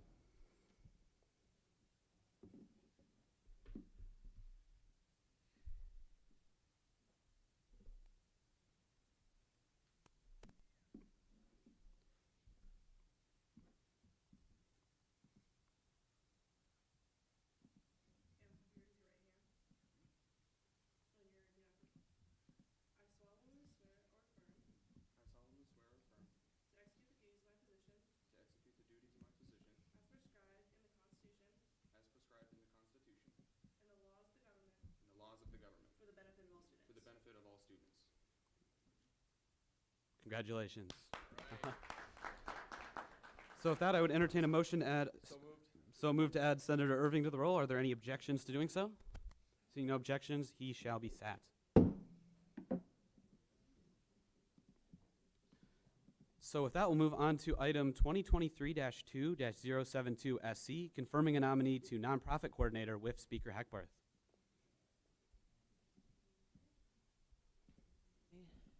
Is Mindy here? Perfect. You want to go up to the podium? All right. So I had a really lovely email with Mindy, and I believe that she's going to be a great fit for this role, but I will let her talk a little bit more about why she's interested and her goals and aspirations for the role. Hello, I'm Mindy Heron, and I'm going for nonprofit coordinator. I have past experience working under a 501c3 nonprofit, and thus I kind of know a little bit of the ins and outs of it. And with that, I would like to be able to kind of bolster community among the people of Ames as well as ISU student body, because they have a lot of nonprofits over there, and obviously that would benefit both the students as well as the city of Ames. And I remember going to the council meeting with the Council of Ames, and they mentioned how they did want to sort of get better community with the student body, how there's a little bit of a disconnect now. And one of the greatest ways is to work with their nonprofits, work with them, and sort of just mesh the two together a little bit. So that'll be quick. So with that, the floor is open, starting with Senator Mahoney. I just want to speak in support of you. I don't know if you guys have noticed, she's been sitting back here for most Senate meetings for the last like 3 or 4 weeks at least. I've spoken with her in the office multiple times. She's got a lot of experience in this area, and I think she will do absolutely fantastic as our nonprofit coordinator. All right, moving over to Senator James. So are there some nonprofits that you kind of have an initial thought of if you got this position, you would want to like build those relations with? The one that most sticks out to me is homeless shelters in Ames, because in Iowa alone, there is a 0.09% homeless rate. However, that doesn't seem like a lot, but when you actually boil that boils down to roughly 3,000 people. And so some of those people would be students of Ames, or sorry, students of ISU. And so a great way to sort of interact among the two would be to work on such a prevalent issue among the United States, which is homelessness. However, adversely, there was another softer sort of idea of during finals week, we all get very, very stressed. And a lot of studies show that interacting with animals is a great way to deal with that stress. And so there are a lot of animal shelters in Ames which have these animals that need to have human connection. So why not work with them in order to sort of give a relief for the students, but also introduce those animals to humans. So those are like a couple of ideas I'm currently working on tossing around. Absolutely. And I guess my next question is, I know with nonprofits there's a lot of chance of burnout because, you know, there's so many issues in the world. What are your strategies to maintain your burnout and the burnout you might see in the constituency? As for my own personal burnout, something I always find useful is like taking a step back, maybe a couple of days to just kind of not think about the issue too hard. And that's something I would recommend for a lot of people is don't stress yourself out. If you're at your boiling point, just take a step back and look at it with fresh eyes. That's something that they teach you in like an art sort of thing, because I am an industrial designer. And when you're burned out on art, you aren't going to produce something you like. So take a step back, look back on it with fresh eyes a couple of days later. All right, thank you. With that, the floor is open for any further debate. One of those become a second? It's been moved and seconded to end debate. Are there any objections to doing so? Seeing no objections, closing comments, Speaker Heckbarth. Seeing no closing comments, we'll move into a vote. But UC has been called for, so are there any objections for passing this nominee by way of unanimous consent? Seeing no objections, the motion carries.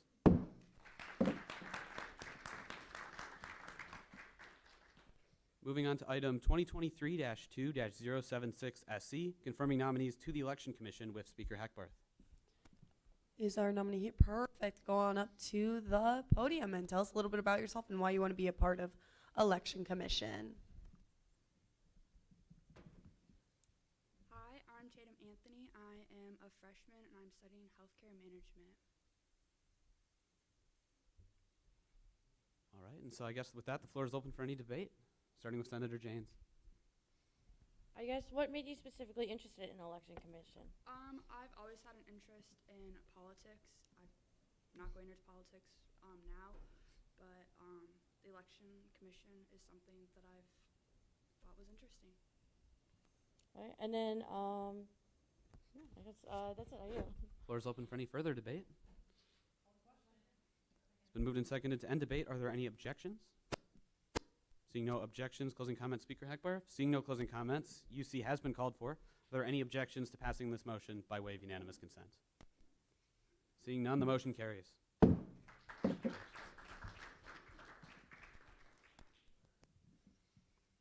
Moving over to item 2023-2-067A, Senate apportionment with Speaker Heckbarth. All right, we saw this on first read before Thanksgiving break.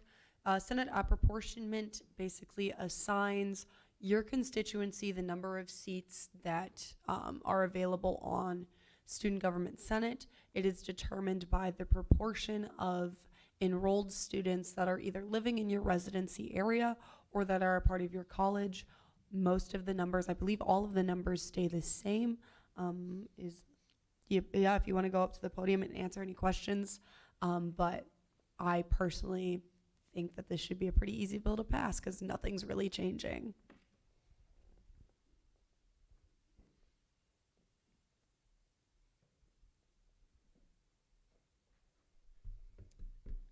Hi everyone, I'm Shane, your election commissioner, and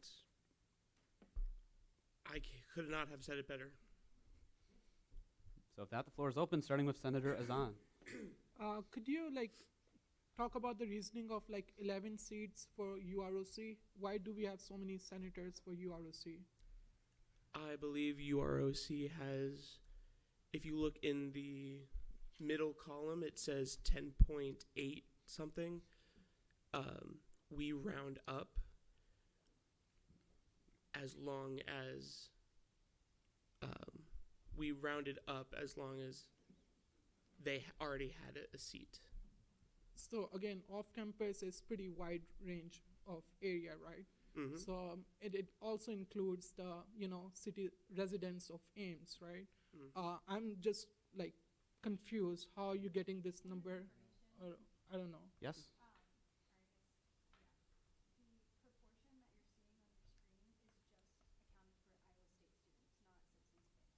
Cool. Okay. Okay. Yeah. I yield. Senator James. Just out of curiosity, how do we get these numbers about where people live? Is it like a census that gets sent out, or? You know, that is a really good question. If I can pass to the advisor.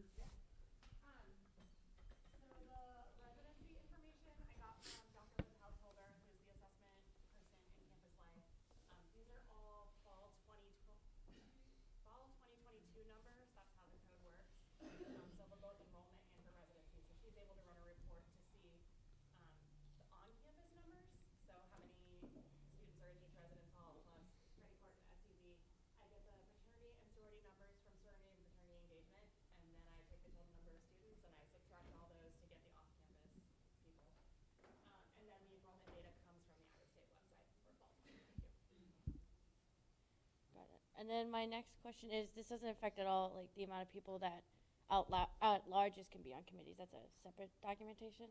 Okay, I yield. Thank you. Senator Mahoney. Yeah, so this is just math. It's Webster's apportionment that our Constitution prescribes for us to do. So really the only change right now is adding the one seat to residence hall or res hall senators, correct? Yes. From this year. So yeah, it's basically no change, and it's what our Constitution tells us to do. So call the question. Been moved and seconded to end debate. Are there any objections to doing so? Seeing no objections, closing comments, Speaker Heckbarth. Seeing no closing comments, UC has been called for. Is there any objections to passing this motion by way of unanimous consent? Seeing no objections, the motion carries.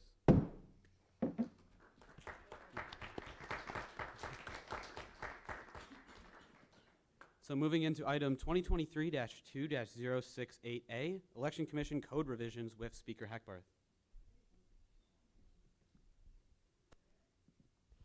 All right. Again, we saw this on first read 2 weeks ago before Thanksgiving break. A lot of it is just some updated wording changes. Not much of the actual physical content or the structure of elections is changing, but Election Commissioner Clayton can speak a little bit more on it. Thank you, Speaker Heckbarth. We went into this thinking really not about changing much, but we did take away quite a few things. We took away most of the things that had to do with, in the code that I was given, it said infectious pathogens and diseases, aka COVID. We took away most of those things. I believe we put them as a very minor part of it, if need be, let's hope that doesn't happen again, but if we need to, it's still there. And everything else was really clarifications and subtle changes just to make it easier for candidates and y'all to understand our thought process anyway. So with that, the floor is open. We good? Floor is open. Senator Zahn, did you have something? Yeah. So I cannot see the highlighted part where you are mentioning that you did minor changes, but it will be great if we can see the minor changes. I mean, the highlighted version, or what did you change? You can bring that over to Speaker Hackbarth if you like. Okay, yeah. So are you requesting to see like the old changes from what it went from?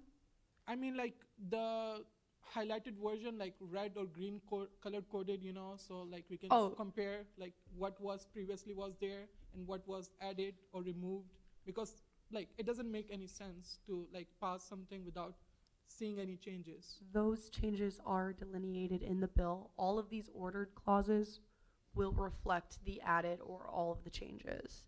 So we don't typically do a highlighted version. This is how we typically do, for a lack of better term, smaller bylaw bills, is we just list what is changing and how it is changing. And this is all of the information I was given. So I don't have really a highlighted version to show you. Senator, if you want, after this, I can send you such a document. Sounds good. Are you? Senator James.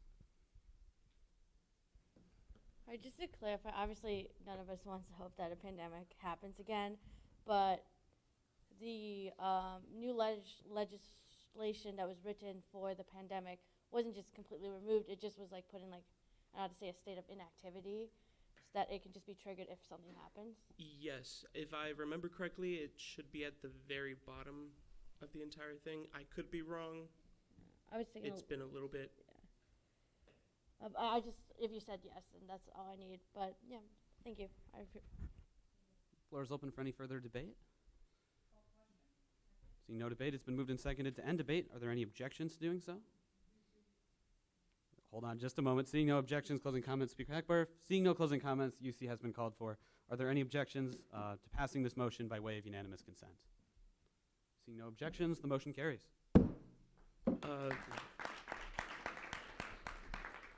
Mr. Vice President.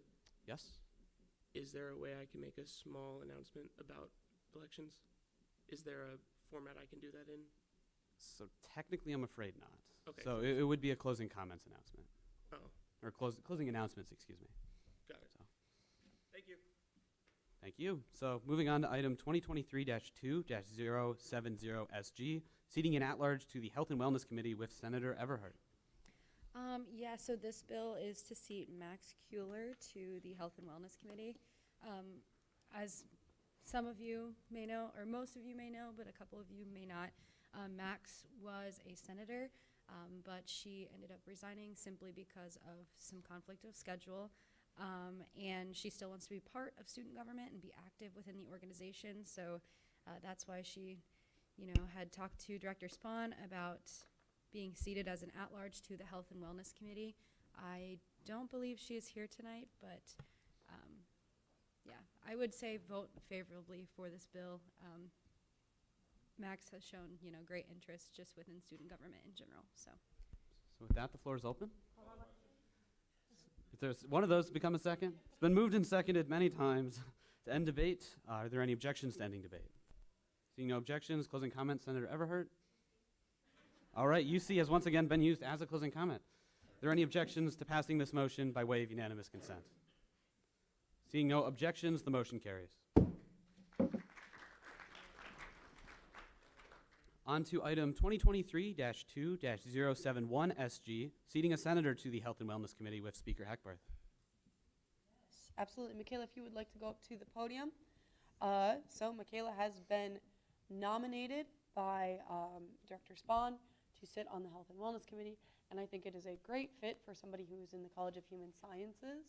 But Michaela, tell us a little bit more about why you're interested. I'm Michaela, if you missed that. I am part of the College of Human Sciences Senator.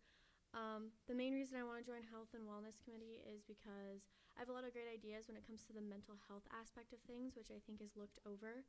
A couple ideas that I have talked to Spahn about is, first thing, I live off campus and there's not a lot of off-campus activities. Like, they do like resident hall activities to get people out of their dorm rooms and get people meeting each other, but there's not a lot of options for that off campus. So that would be one of my main goals, is to implement some sort of student initiative-led thing for all the different apartment complexes that students live at. So with that, the floor is open for any discussion. Senator James. So for that movement to try to get more health and wellness programs for like people in apartments, would that be like at home, like exercises or practices you can do, or if I miss?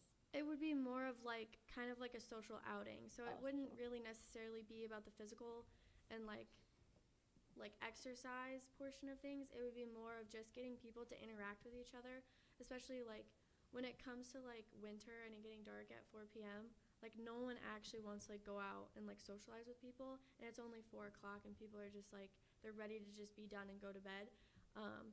So I think that starting with the mental health aspect of things is how you're going to get things rolling into people becoming more physically active, but you can't skip over people's mental health because some people might not feel motivated enough to start the exercise portion without getting their mental health in the right place first. No, absolutely. Thank you. I yield. Floor is open for any other discussion. Been moved and seconded to end debate. Are there any objections? Seeing no objections, closing comments, Speaker Hackbarth. Seeing no closing comments, UC has been called for. Are there any objections to passing this motion by way of unanimous consent? Seeing no objections, the motion carries.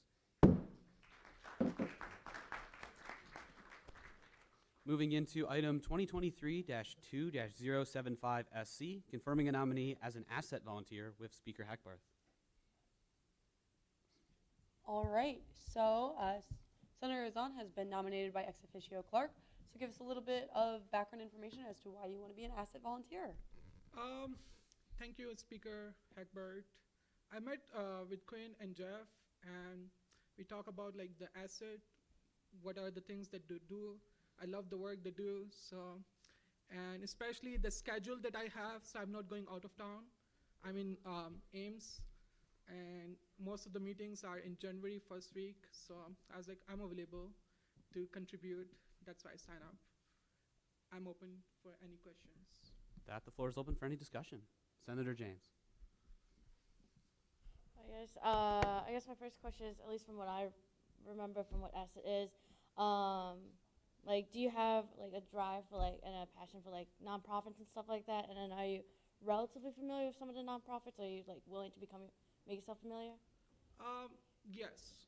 So I've already like volunteered a couple of nonprofit organizations, like Fuel is one of them at Story County. So the asset is basic collaboration between United Way, Story County, and City Council. And again, student government is actually funding around $200K in that aspect. So we just want to make sure that at least one of the representation from the Senate is there so that we can like talk about. So that was the driving force. Got it. Thank you. I yield. Senator Everhart.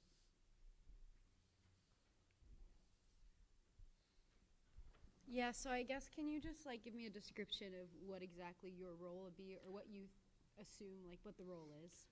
So the role will be the allocation of the money. Typically, the council will have different projects, and they're gonna, vote for the allocation of money about like, okay, so we're gonna fund that, social activity or social service, that much money for that official year. So that's basically the role of allocation of the money. That's typical point, I think, for now.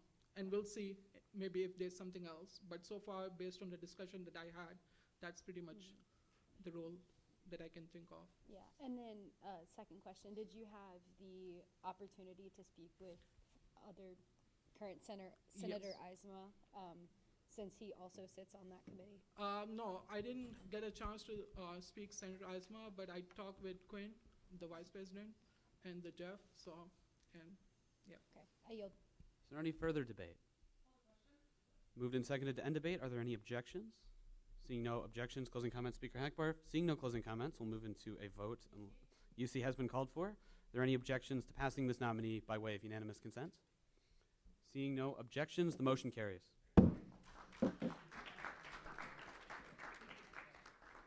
Moving now into general orders, starting with item 2023-2-066Y, replacing Chapter 3 of the bylaws with Speaker Hackbarth. We're doing great, guys. Okay. So, Chapter 3 of the bylaws deals with committee structure, since that is a joint effort between Executive Cabinet Directors, Senators, and Justices of the Supreme Court. we have decided that we are no longer going to include that in the operating rules of Senate, and instead that should go back into our bylaws as a whole, where it is accessed and viewed by everyone. So there isn't much really to worry about. There was some new language that had to be invented and some new committees that had to be added, and that work was done primarily by former Speaker Mahoney, now Senator Mahoney, last year, and he has a few more amendments that he is going to touch on very briefly regarding these. And so with that, I yield the rest of my time to him. I did mean to try to offer these amendments up in committee, but I was unable to attend Rules Committee on Monday. Basically, the three small amendments are just fully fleshing out how asset moves through the two committees and how green initiatives moves through the two committees, putting those under the committee responsibilities. Other than that, the actual bill as a whole, like Speaker Hackbar said, shouldn't change how any committees are actually operating. The only substantive real change is making it so that fully and integratedly justices and members of the Election Commission can have at-large seats on committees. We kind of put in a stopgap last year that there was actually a justice seat on committees aside from rules and finance. To clean that up, it just allows those members of the judicial branch to hold at-large seats that aren't rules or finance, because those are the two committees that may actually generate a Supreme Court case. So more than nothing, this will just really finally fix the problem of where the heck committees belong in our bylaws, make them the joint resource that we as student government actually treat them for the purposes of running our organization. The one last thing is that they still are technically under Senate authority. Senate can still order committees to do things, and Senate will still have the sole authority to change the committee structure temporarily. So if we wanted to, like we did earlier with rules, have an extra seat, all of a sudden, Senate will still have the ability to do that. They just need to do it through Senate order rather than waiving a bylaw. So with that, I would like to amend the bill to include 3.7.3.g, 3.7.3.h, and 3.12.3.d as reflected in the document as recommendations. It's been moved and seconded to make those changes as reflected in the document. Are there any objections to making those amendments? Seeing no objections, the amendment passes. We're now back on the motion as a whole. So the floor is open for any debate, starting with Senator James. I just had a quick question for 3.12.3.e, approve asset recommendations. I guess my only question is I don't see I think other committees doing it before they go to, so I was just wondering why assets getting called out. I don't know, maybe if I'm misreading, I was trying to compare it. So the current process is adapted under our omnibus bill that we adopted just before the end of the last term. Asset is a part of local affairs, that team. So basically when asset recommendations come up, which is the formal bill that gets put forward to the asset board when they deal with their $5 million or whatever, those recommendations would just be approved in Finance Committee and Local Affairs before they'd come forward to Senate to be fully approved by us. It's just so there's that kind of extra check, more or less like a second read sort of bill. Got it. Thank you. So with that, the floor is open for any further debate. It's been moved and seconded to end debate. Are there any objections to doing so? Seeing no objections, closing comment, Speaker Heckberg. Seeing no closing comments, we'll move into a vote unless UC is called on this item. And so UC has been called for. Are there any objections to passing this motion by way of unanimous consent? Seeing no objections, the motion carries.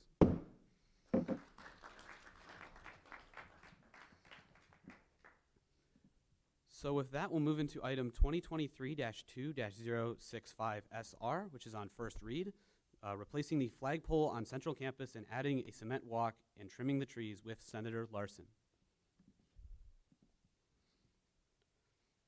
Okay, hello. I'm going to read this word for word because from what I've understood, a lot of people don't understand this bill. So the resolution is that we will be replacing the flagpole on Central Campus and adding a cement walkway, as well as recommending trimming the trees around the flagpole.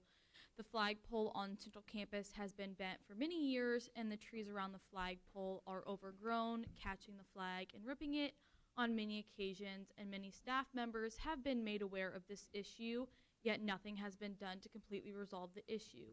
There is currently no cement leading to nor around the flagpole, allowing for limited accessibility on the day-to-day, especially during snowy or rainy conditions. Recognizing the ROTC uses the flagpole for reveille and retreat, which is putting the flag up in the morning and bringing it down in the evening. So 2 times a day, every week, except for weekends and holidays, as well as for ceremonial purposes, even during the rain and snow.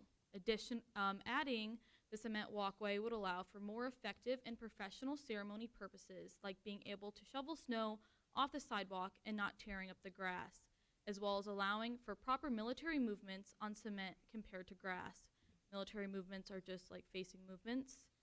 If the flagpole and cement, in addition to trimming the trees on a regular basis around the flagpole, were added, it would revitalize Central Campus and accentuate the beauty of the Iowa State campus. The resolution would be, if it passed, that the Iowa State University student government would hereby resolve that the proper channels look into our proposal, and we ask to grant us access to pay for the changes so heard. Once the proposal is looked over and accepted, then a finance bill will be put into motion and reviewed and voted on by the senators of the Iowa State University student government. And I have more to add before anybody asks any questions about this. So just so you know, I was in ROTC for almost a little over 2 years. This has been an issue since I was a freshman. I'm now a senior. And this is a very niche issue, and the reason I wrote a resolution, not a finance bill, is because, like I said, it's a niche issue. I wanted to know if you guys actually cared about it before I set it into motion. I have talked to multiple people about this issue. When I was writing this resolution, I had Quinn help me. I brought it to Jennifer. Jennifer also knows that I have spoken to Wendy Winterstein about this bill in person, and yet nothing has been accomplished to alleviate this issue. And so, like I was saying, the reason I wrote this as a resolution, not a finance bill, is because I wanted to gauge interest, and if this resolution passed, I would then bring it forth to the specific facility administrators, telling them that student government supported this issue, and asked them to provide me some numbers that they think redoing the Central Campus and adding the cement to it would cost. If we pass this resolution, it would not be a yes vote to pass the finance bill. As it says at the very bottom, we would still vote on the finance bill as any other regular bill, and when we do that, that is still a yes or no. So if the finance bill is too much money, you have the opportunity to vote no on it once that is provided if this resolution is passed. And then some other things is that addressing why this was not put favorably by rules. So I know that I talked to multiple people about this issue, and I told Speaker Hackbarth on the so I've been trying to get this bill on the agenda for 4 weeks now, and I know that there was a lot of confusion with this bill, and last meeting it wasn't on the agenda, and so I asked Speaker Hackbarth why it wasn't, and she told me that there was some confusion in rules. So I asked her if there was more confusion once I explained the issue to her, that if rules still had questions the next week to let me know and maybe invite me to the meeting, or they could have given me a call when rules was happening. So I think this was just maybe some miscommunication somewhere with not understanding.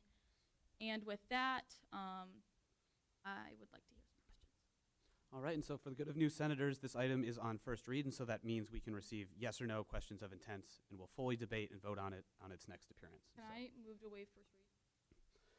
There's been a motion to waive first read. Is there a second? Moved and seconded. Are there any objections to waiving first read? Seeing no objections, first read shall be waived. Excuse me. So So now the floor is open for any sort of debate, starting with Senator Mahoney. So I will preface anything I'm about to say with I'm in support of the spirit of the resolution, in that, yeah, the flagpole needs help and they're not doing anything about it, and we should, well within our rights, use a resolution to express the opinion that we as a student government want to see something fixed about it. That being said, I have a major problem with just the last part saying, if passed, this will introduce a finance bill. It's not a Senate order, it's a resolution, so that's not binding to us. So theoretically, we could just not see that bill, which I don't like lying in a resolution like that, but either way, I have a major problem with prescribing any sort of financial movement of this body without having even a semblance of an idea of what the cost might be.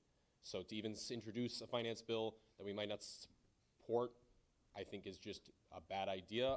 I would 100% be in support of this bill the moment the language changes to be resolves that proper channels look into our approval, and we ask, basically saying, go look into fixing this. Student government can help press on that, but I will not support this resolution whatsoever if we're going to make any promises about paying for it, a financial bill introduced, any support about that until we actually have some numbers. So if we want to amend the resolution clause of some kind, I don't have language, I'm just saying, we want to amend the resolution clause to be something about, hey, this is a problem that needs to be addressed, FP&M, please look into it, student government will help, yes. Offering student government to pay for it or introduce financial bill, absolutely not without numbers. Senator Larson.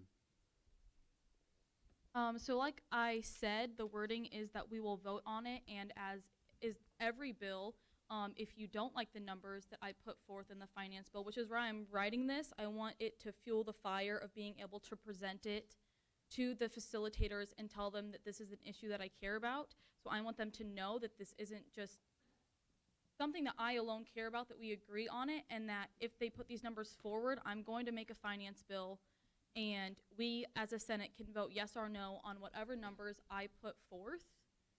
And with voting on that, you can say yes or no if you like or dislike the numbers that I present to you, as in any other bill that we do. Senator Everhart. I guess, like, if I'm kind of reiterating what Senator Mahoney said, the current issue with the way that it reads is that it would be an order, not a resolution, because we would be ordering that a finance bill would automatically be put into effect if we were to approve this. So I stand with, Senator Mahoney on this. I think that the wording should be changed just slightly. But I mean, I do completely agree. I think that the flagpole issue does need to be addressed, and it is something that's going to be prevalent on our campus, day to day, like it states in the bill. But, if we can get the wording, if anybody has any suggested amendments, that would be great. Are you making an amendment, Senator James? Speaker Hackbarth. So when Rules first reviewed this, we pretty much unanimously agreed that we did not like the aspect of paying something for something, or even proposing that we would cover the cost of something without knowing precisely what we are covering. Nobody disagreed with the sentiment. We think it's a great sentiment, and like I included in my original email, after the first time Rules reviewed this before Thanksgiving, we think removing the aspect of having a finance bill proposed, but instead just saying maybe we will help develop a budget, or perhaps we will help look into this, would be far better wording than saying we will put forth a finance bill. That is promising something, and that is an order. A resolution is to show Senate support. An order is to say that we will do something. So this is the incorrect use of a bill. And with that, I yield. Vice Speaker Campstra. Senator Larson, did you talk to FP&M about this at all? Facilities planning and management. The reason I wanted to write this resolution is because I wanted to gauge interest in Senate. Since I've already talked to a few other facility people on campus about it, I didn't want to ask anybody else not wasting my time, but I just wanted to see if it's an issue that we actually care about as a body before I put steps into motion, because this is something I'm very passionate about, and I don't want to be disappointed.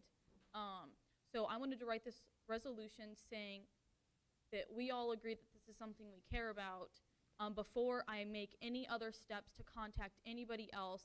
Like I said, I want this resolution to fuel the fire. So when I reach out to the facility person, I can say, hello, I'm a senator in student government. This resolution says that we, as a Senate and student government, think this is an issue that we all care about. This is something we want to change. Could you provide me with some numbers that you think would be a good estimate on a new flagpole, putting concrete in, doing this? So that's what this resolution is for. So I didn't reach out to anybody because that is what this resolution is Okay. supposed to be, to do. I don't like this idea of passing this because I think that when we create resolutions, I encourage you all to create resolutions, but when we talk to people, they could potentially have a plan in place to make something even better, because I think adding 1,000 yards of concrete also to the Great Lawn is a big task and is going to impede other people, and we need to consider that. Everything we do has a cause and effect, and I agree it would be great for ROTC to not have to trudge through 3 feet of snow. I think that's ridiculous. But I think there's other avenues we need to explore and have conversations about, and that's why we budget these things to the exact number. Because if we don't have the funding for concrete, let's look into gravel. Maybe that won't hurt the slackliners that use that all summer long, you know? So I think that more conversation needs to be had about this before we go ahead and vote on this. With that, I yield. Moving over to Senator Trotter. I think the solution here is fairly simple. We just need to add in an intermediary step in between passing this resolution and actually creating a finance bill. We just need to set forth a commission or something more informal that says we're going to find out. And I think that's ultimately what we're all saying. I think we're just having some communication issues on it. So I don't know the specific language we would want, but just to say that we're going to create a commission to investigate the budget and develop a more cohesive plan, and then we will act upon the commission's findings and make a finance bill in that succession. Mr. President, I move to amend the first resolution clause to read, Iowa State Student Government implores that facilities planning and management look into repairing and improving the flagpole on Central Campus, and that student government will work with FP&M to look at a viable solution, and further amend to include a second resolution clause that a copy of this resolution be sent to the facilities planning and management. So it's been moved and seconded to amend both of these resolution clauses as reflected on screen. Are there any objections to this amendment? Seeing no, Senator Zahn, do you object? So you don't wish to. All right, so with that, we're open for discussion. Senator Zahn, if you wish to state the nature of your objection. So I understand where the Senator Larson is coming from. So I just want to move this further amendment about the last part, and that student government will work with FP&M to look at solution, because again, it's a pretty vague statement. So if we can work on this one in a way that, you know, reflect that we are serious about this and we are here to support in case if there's, you know, any budget related issues or something along the lines. Senator Mahoney. So the reality is of a resolution, it is an opinion of the body. We are not ordering anything here. So to order any actual prescribed language about what a solution looks like is not a resolution, and it's an improper use of a resolution. So to say, yes, we'll work with is more or less just a promise. It's not a binding order according to our documents. We're basically saying, hey, FP&M, if we adopt this resolution or this amendment, it basically is saying, hey, FP&M, please do this, and we promise we'll work with you. That's basically what it is, and I don't think it's appropriate to prescribe anything further than we'll promise to work with you on this, because I'm uncomfortable of offering up financial support when we don't have numbers and when we don't know what a future Senate might want to do. Knowing how these kinds of construction projects work, we'll start this now, they'll keep talking about it, and it'll be next Senate or a Senate even after that might actually see any sort of bill, and I'm uncomfortable promising something like that without it being an actually binding Senate order, and it's not under this resolution. I yield. So with that, is there any further discussion on this amendment specifically? It's been moved to end debate on this amendment. Second. Moved and seconded. Are there any objections to doing so? Seeing no objections, we'll move into a vote on this amendment, and so I'll do this as a placard vote. I'll give you the option to say yes, no, or abstain. So if you are in favor of this amendment, please raise your placard.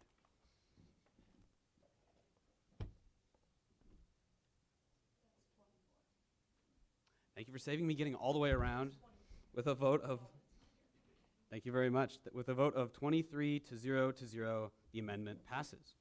So we're now back on the bill as a whole. Is there any further discussion? All right, it's been moved and seconded to end debate on this bill. Are there any objections to doing so? Seeing no objections, closing comments, Senator Larson.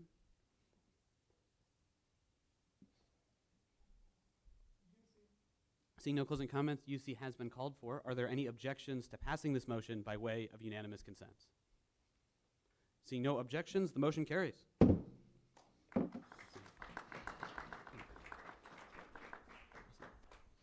So with that, before we move on for this evening, if anyone is willing, Senator Hackbarth? Speaker Hackbarth, excuse me.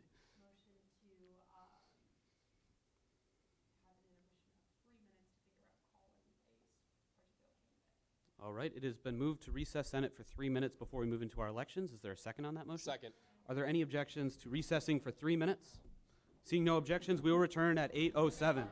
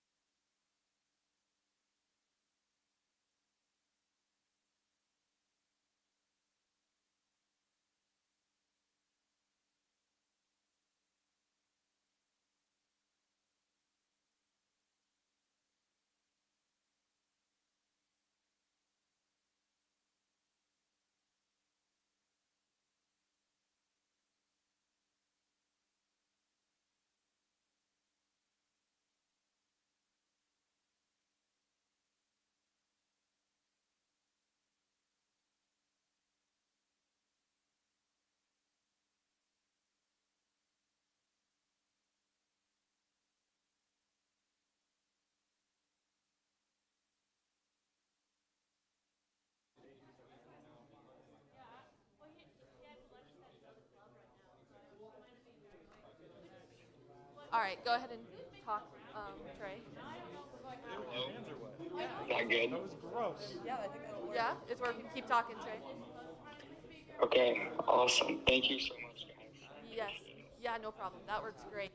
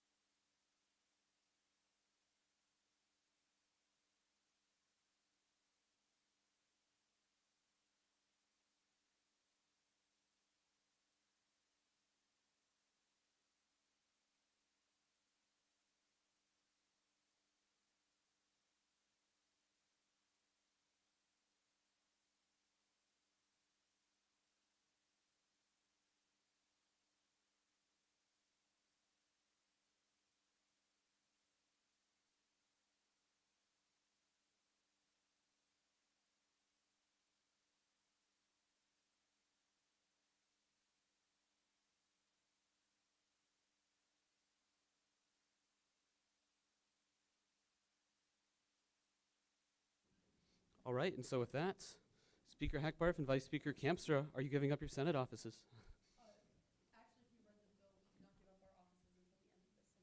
All right, fair enough. So with that, we're moving into, thank you very much. All right, so with that, we're moving into a bill to prematurely elect a new speaker at this time. And so this is item 2023-2-073SC, electing a speaker of the Senate.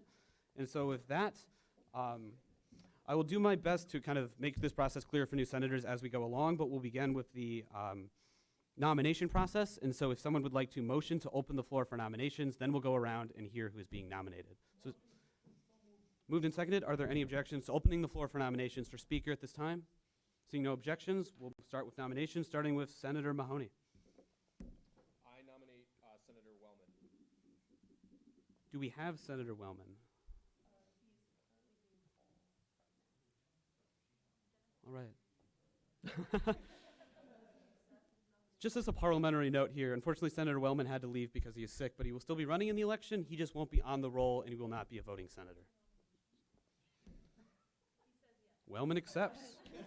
All right, Senator Eisma. Senator Cecil, do you accept? Senator Azan. Senator Gopa, do you accept? Senator James. Senator Everhart, do you accept? Are there any further nominations at this time? Seeing none, is there a motion to close the floor for nominations? Moved and seconded, are there any objections to closing the floor for nominations? Seeing none, the floor is closed, and so we will move into our second period of this election. And so now each candidate will receive a 5-minute speaking privilege as they're opening in the order in which they were nominated. And so we'll start with Senator Wellman. I'm going to put you on speaker and then it's your turn, okay? Okay, Trey, you can speak now. All right. I first apologize for not being there. I would much rather be there than here. But a few things that I kind of want to touch on. First, I believe as speaker is someone that's supposed to be there to help and make sure all senators succeed, no matter how long you serve. And I think that that's the most important part. There's a few things that I want to accomplish as speaker. First would be getting the bylaws finished. I think that's important while Senator Cecil and Senator Mahoney are here to give their expertise. Secondly is recruitment. I think recruitment is huge, and we need to continue to find qualified people, whether that's through Destination Iowa State or our emails that we send out. I think that those are impeccably important. Third is a database where we can reach out to department heads for information on projects that we want to see, so that way we can have contact with them. And fourthly is bringing forth the mentee mentor program. I think that this is important for conflict resolution, for getting senators ready to speak on the Senate floor if you're new, and also to make sure that you guys have help with bill writing. I think that that's important. And so those are some of the big things that I want to see. I currently sit on Rules Committee and on Finance Committee. And so I think that those two give me a unique perspective to become speaker. And I look forward to working with you guys all in the future. Thank you. Thank you, Senator Wellman. And so for those of you in the room, we'll go to Senator Cecil, and I will tap my gavel when you have 30 seconds left, just to give you an indication. All right, so I'm back again. If we quit losing speakers, you'd quit seeing me. But so as Senator Wellman mentioned, I have been here a while, so I know quite a bit that I really want to share with people. I've seen how things work, and I've seen how they don't. I have a list of things that I put together on Monday. I kind of put it together to see if there was enough where I felt like I should be speaker. And there were 13 things that really stood out to me. I'm not going to read them all because some of them are just like making things in the office go to surplus, which I know has been an ongoing effort, but I want to see it happen. But the biggest one for me is changing how we're doing the bylaw rewrites, just because the speaker has authority to make ad hoc committees and things like that, and I think it's a good place to explore that, maybe get more senators involved. When I joined in 2019, it was right before COVID, and I saw some of the most passionate people I've ever met moderately to very upset with people about how we were moving online. And I would love to see that come back because the amount of care that people had for the student population is just unmatched, and I haven't seen it since. And with that, I think there's a lot that we can do to help recruitment, but not by directly addressing recruitment, but by addressing our usefulness.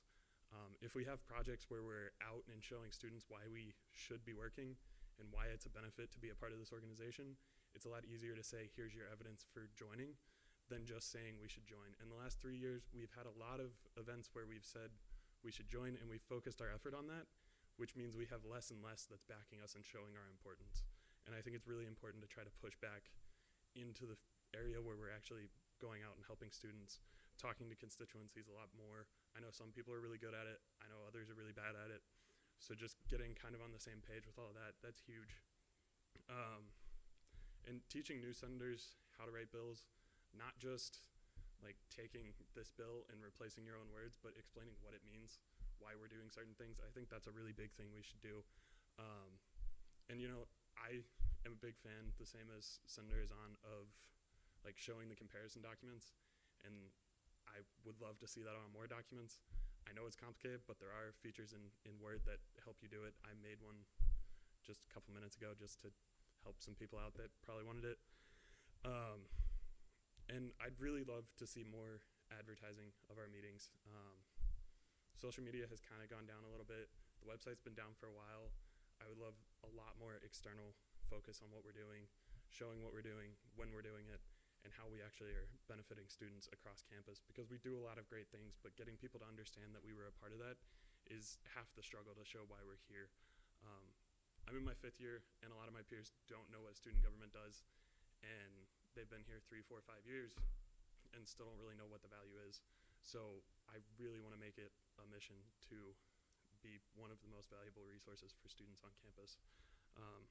And I feel that can be done with better understanding of what we do and showing people through action rather than just through word of mouth. And finally, I really want to see the mentorship program like take off. I will need a lot of help to make that happen if I am speaker, but that's because I want to understand how you all would want a mentorship program to work. Not everyone's mentored the same way, and not everyone receives information the same way. So I want to understand on a fundamental level what works and how people are going to convey that information for future senates to have an effective mentorship program, because it has kind of trickled off.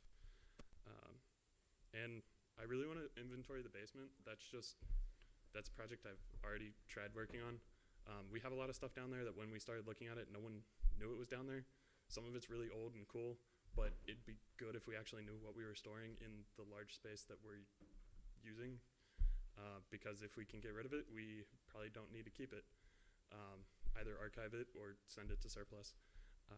But just kind of modernizing would be a huge thing, and getting out and working with students directly to benefit them is my main goal, but also to support you all in your efforts and teach you everything that I know, from rewriting rules. My name's still the one that rewrote the most recent copy of the rules of the court.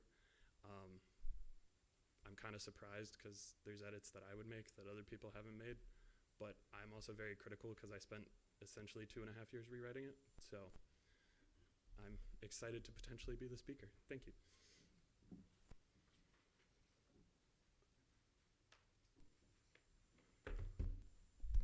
Hi everyone, I hope you're having a great evening. I'm Ashir Gopa. I'm a sophomore majoring in computer science, and I'm one of the 3 LAS senators.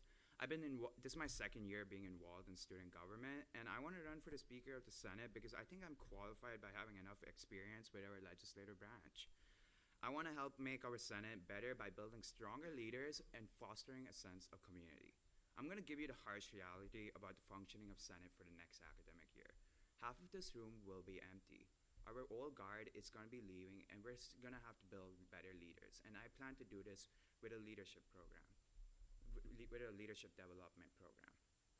During my freshman year, I was in a leadership class with President Winterstein, and she brought in various speakers from administrative departments and did a lot of leadership activities. I want to do the same thing here at Senate and create a leadership development camp and do leadership seminars right before Senate, so better and stronger leaders are formed in Senate.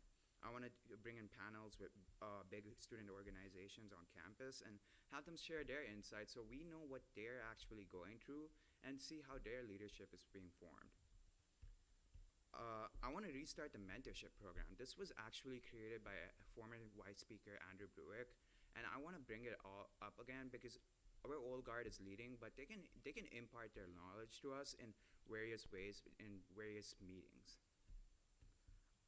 It's concerning that many clubs don't really know about us, which is pretty bad. Like a couple weeks ago, the Iowa State Women's Soccer Club did not know that they could get funding from us. They had to set up a GoFundMe, and White Speaker Campster had to tell them that student governments can actually give them funding. So I want all the senators in Senate to talk to their constituencies, at least to talk to the clubs and organizations in the constituencies, like at least a bit.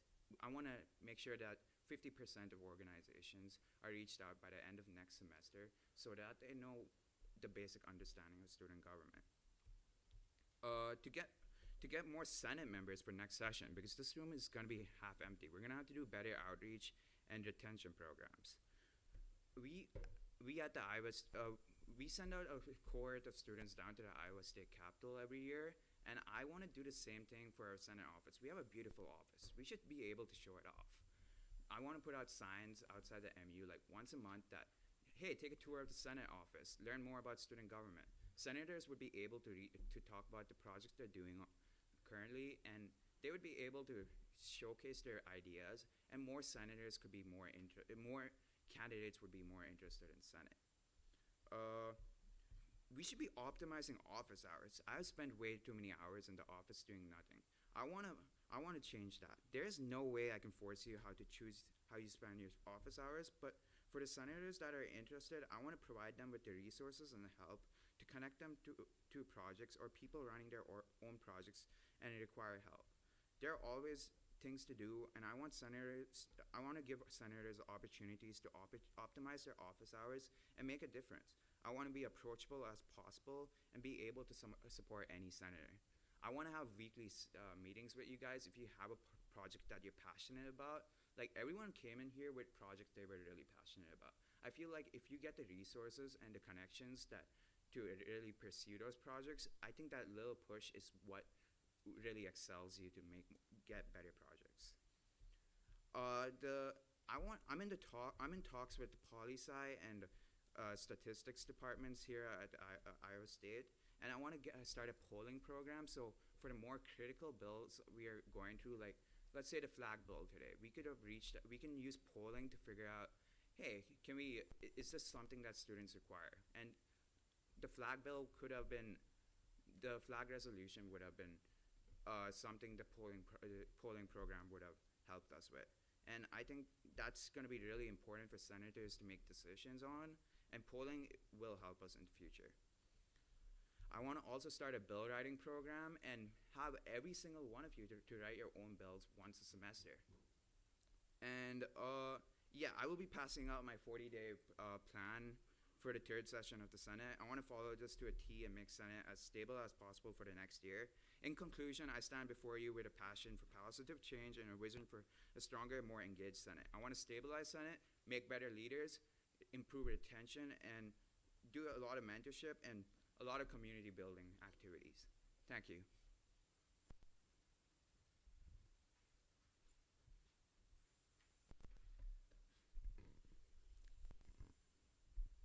Do you want me to give them a moment to look at that, or? If you'd like to wait a moment, you can. Okay.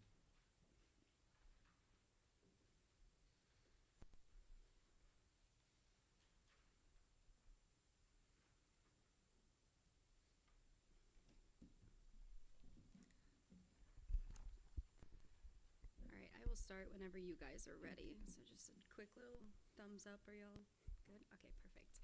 Hello, everyone. My name is Hannah Everhart. I am currently a junior in agricultural communications and international ag. This is my first term in Senate as one of the College of Ag and Life Sciences senators. So I come up here today in front of all of you with three main points that I think all encapsulate what the speakership is. And that is approachability, advocacy, and aptitude. Aptitude means a natural ability to do something or to complete something. And I feel as though that I have a natural skill set that will help me in fulfilling the duties of this role. Now, while there are more technical duties of the role, such as chairing Rules Committee, I will be honest with you, I do not have experience on the Rules Committee. However, a large part of that is parliamentary procedure. And in high school, and even now with my sorority, we use Robert's Rules of Order continually. I am familiar with parliamentary procedure, so that's not really something that I am too worried about. I think that, you know, those technical skills can definitely be improved upon. Additionally, as far as like what the speakership is, just for all of you guys, you know, to know, there's a lot of outreach within constituencies that some of you may not know. So all of those vacant seats that we have, a lot of the speaker's job is to reach out to constituencies and make sure that those vacancies get filled. Obviously, bill writing, non-feasances, agendas, attendance, votes, and as I said before, chairing Rules Committee. But a large part of that is being the liaison between the directors and exec. And that is something that I've had experience with within my sorority at the collegiate level. This past year I had the opportunity to serve as the fellowship chair within my sorority, and within that role I completed numerous social events, whether that was just sorority-wide or partnered with other Greek life associations. And that really just goes into that first point of aptitude.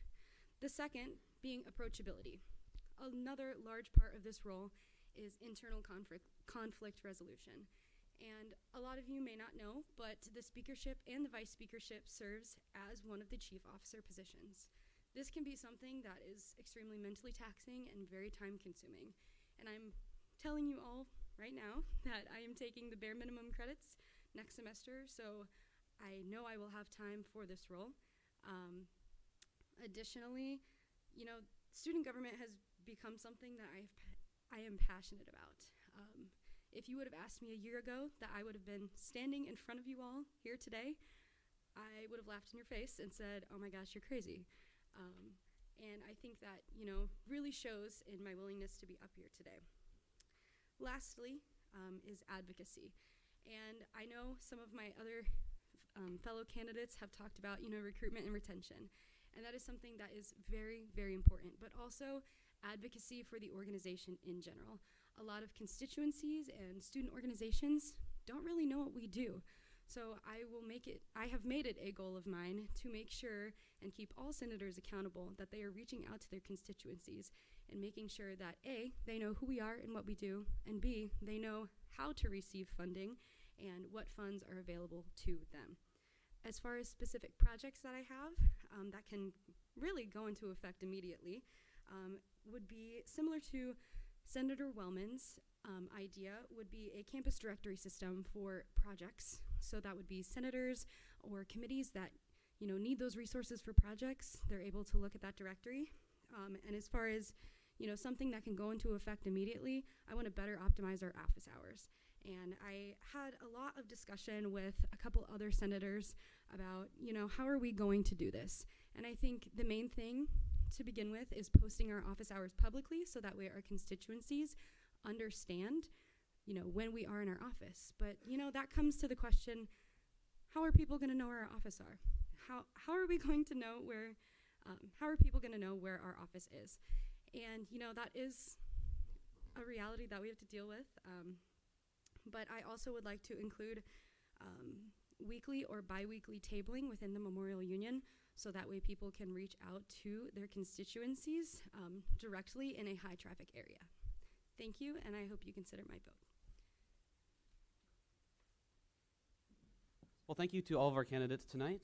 Now we'll be moving into the questioning phase, and so every senator will have the opportunity to ask 2 questions. They can't be consecutive back-to-back. They have to be non-consecutive. But each candidate, in the order in which they were nominated, will have 1 minute to respond to your question. So we'll start with Senator Azan.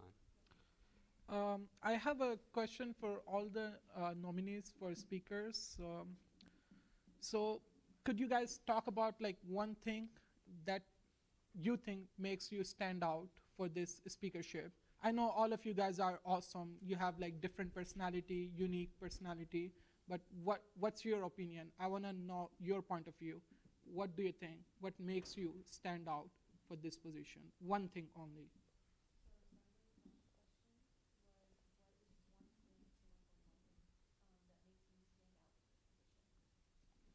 Okay, I'm gonna put you on speaker now. Yeah, so to answer that question, I would say my role as a clerk in the Iowa legislature.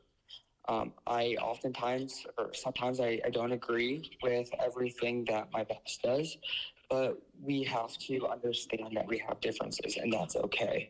And that's where I would bring in with making sure that I bring in a fair and impartial balance when it comes to mediating any conflicts that we may have and making sure that we're staying on track.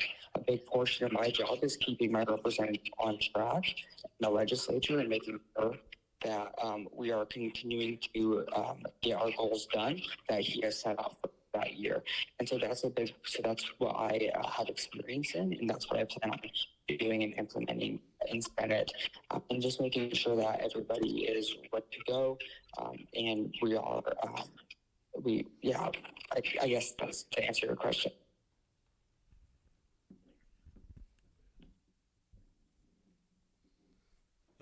So I'd say my one thing would be my time in student government. I started when I was a freshman. I graduate a year from now.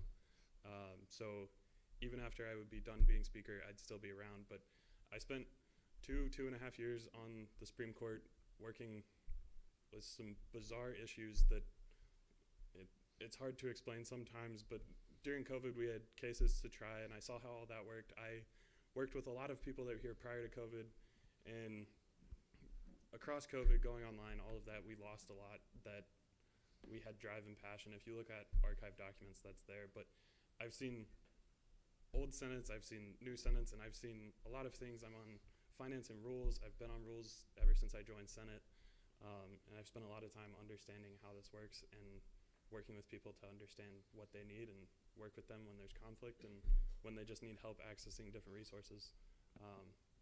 And my length here means I know a lot of people on campus, so I definitely can talk to a lot of different people to get help.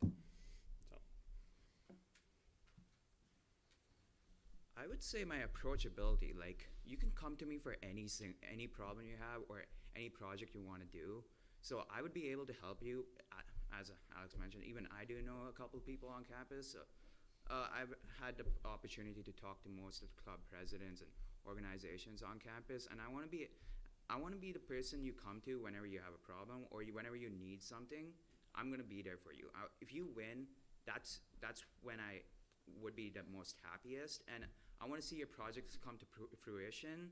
And that's the whole reason we are here. We're trying to make students' lives better. And if you can come to me with something that would help a student, not even a single student, that would be great, because that's a project that's well done.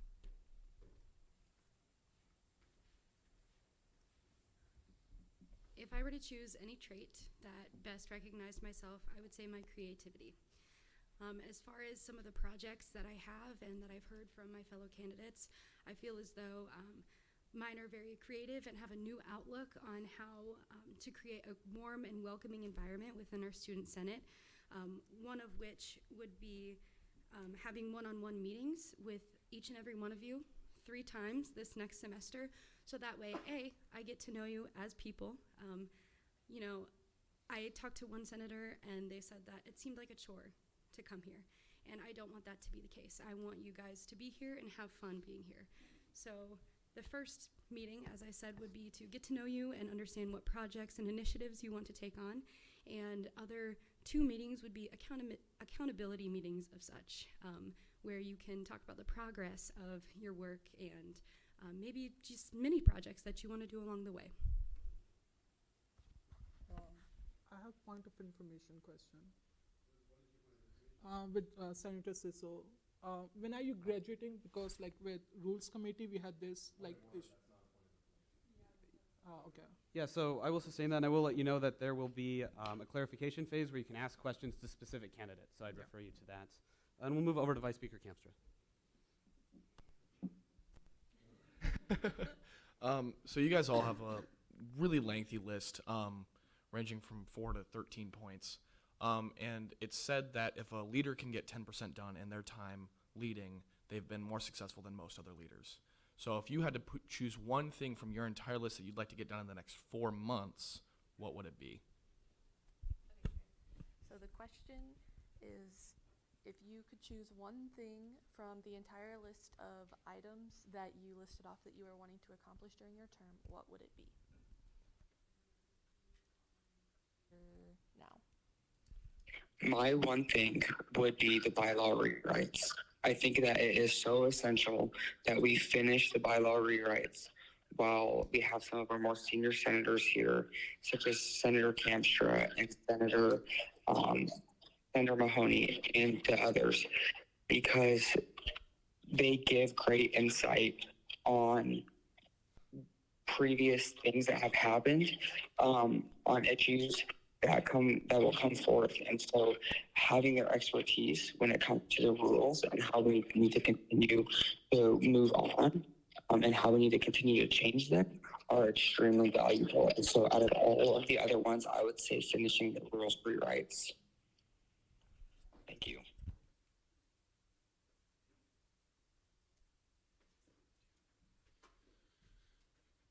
So I agree with Senator Wellman, but I also don't view that as my project. I view that as a project that all of Senate needs to work on to have a better understanding of rules. But my biggest one is to leave here and have everyone have an understanding of what sections of bylaws mean, so we could write them from scratch if we wanted. I want people to understand what they're doing, because, I mean, if you look at like coding or scripting languages, if you just copy and paste and you don't know what's going on, sometimes that works, but a lot of times you're gonna have an issue that you aren't going to be able to fix. So I would just love to have a more understanding group that's writing the bills and contribute what I understand from it, what other members understand from it, to have it where you all can teach anyone new that comes, even if I'm not around. So, yeah.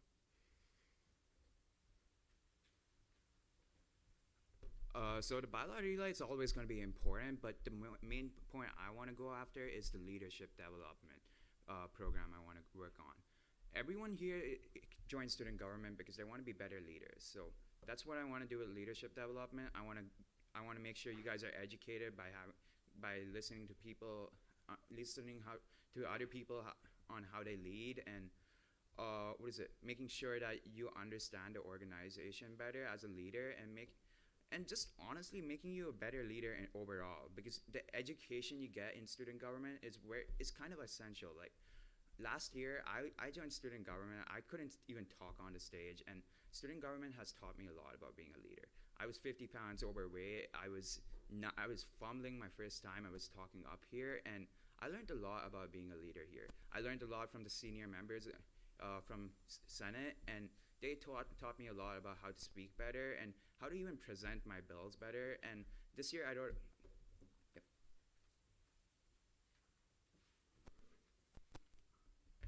While I do believe that all of those things that they have brought up are very, very important, obviously the bylaws is something that is a huge task. One thing that some of you may know, but some of you may not, is that next year we will be holding the Big 12 conference at Iowa State.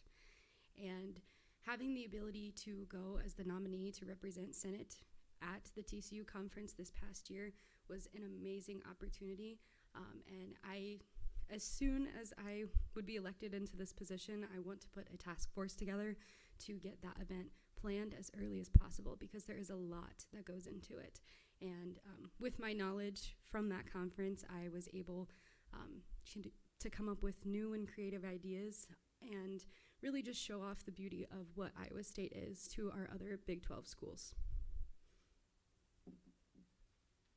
So with that, we'll move over to Senator James. So we've talked a lot about your goals and your strengths. Can we talk about what you consider is your biggest weakness and how you've overcome them?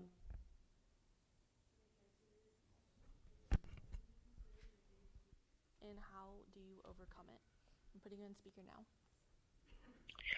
Yeah, so my biggest weakness would be procrastination on things that I just sometimes don't want to do, but are essential. And one big thing that I do that can just get me going and get it started is me waiting to do all the stuff that I like to do best last and just get the stuff done today. I'll give you an example. I had an assignment for one of my classes today. I didn't want to do it. It was on oceans, and I don't have any interest in oceans. But I had to do it, and instead, I wanted to do a different assignment, and so I did my assignment on oceans, and then I did my other one. And so, for me, it's about finding what works best for me, and I think that making sure that we get, I get what I don't necessarily like to do, but what needs to be done first, and then move into the other things that I'm more passionate about. So with that, I yield. Thank you.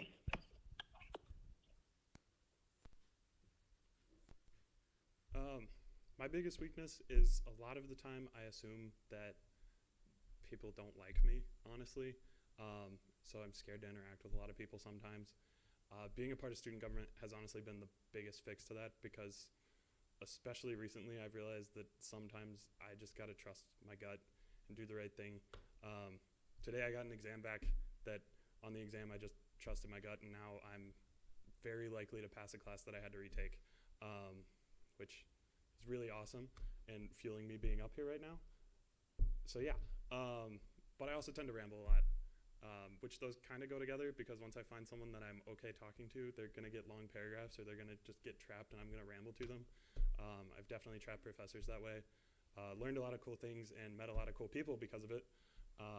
But I overcome that a lot just by trying to regulate myself socially and understand what's going on a little more. And being a part of this body has been a big part of that, just because I meet so many different people that you have to understand how to communicate. And it's helped me become a better communicator and a better speaker and not be afraid to just start a conversation randomly, which is a very Midwest thing. So maybe it's Iowa too. I don't. My biggest weakness used to be time. Last year, I was part of 25 organizations, and this year, I realized that I needed to delegate my time even better. So I figured out what my priorities are, and I want to do the same thing when I become speaker, if I do become speaker. And when I had those main priorities, I try to put it in a calendar like the ones I passed out to you, and I've tried to follow my calendar to a T. My day is scheduled to 15 minutes a time, so I'm actively doing something, even if it's chilling, but I'm trying to actively manage my time as considerably as possible.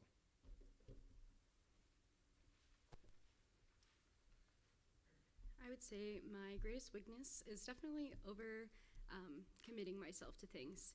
And that definitely showed within my freshman year here at Iowa State. I was involved in way too many clubs and organizations and wanted to just jump right into the greatness that is Iowa State University. But as I stated, over time, I've slowly just dwindled a little things off of my plate so that way student government can be my main focus. The current fellowship chair position that I am in concludes at the end of the year. So that is something that I will not have to worry about this next term as speaker. And I ultimately have really, really taken use of calendars and just jotting down my notes. This notebook, or just one of my many notebooks, is my lifeline, and I use them all the time. So. Thank you. And so with that, I would note that the questioning phase by default is limited to 15 minutes. So that wouldn't allow us to get through more people unless there's a motion to extend debate. By 15 minutes. Is there a second on that motion? Are there any objections to extending debate by another 15 minutes? I object. Seeing objections, we'll move into, I guess, debate on that. What? State your objection. We also have vice tonight. I know everyone has tons of questions, but we still have debate, investigation, voting, and vice speaker election, and we are limited to an hour by the fact that the MU closes at 9:45. I would implore us to move on to debate. So, Senator Zahn, I'll give you an opportunity to withdraw, or we'll do a placard vote on that. All right, and so we'll do a placard vote. Yes, meaning we want to extend by 15 minutes. No, meaning you are opposed. If you are in favor, please raise your placard. All those opposed? All right, thank you, everyone. And so with a vote of 1 to 22 to 0, unfortunately, the motion does not pass, and we'll move into the debate phase at this time, seeing as we are over time. So I respectfully ask our candidates to leave the room at this time while senators deliberate. So just for information, the debate phase is governed by normal rules of debate. Each senator will receive 2 5-minute speaking privileges, starting with Senator Hackbarth. Speaker Hackbarth. Okay, Senator Mahoney. So I think there are a lot of good candidates up there tonight, but I do want to throw my weight behind Senator Cecil.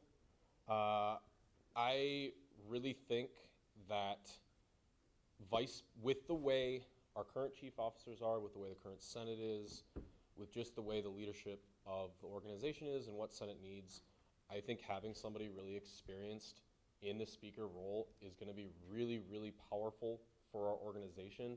And I know for a fact that the other candidates are planning on running for vice if they don't get speaker, and I think all of them would be great vice speaker candidates. Not to say they'd be bad at speaker, but I think the pair of Cecil with a younger vice speaker would be fantastic for this organization.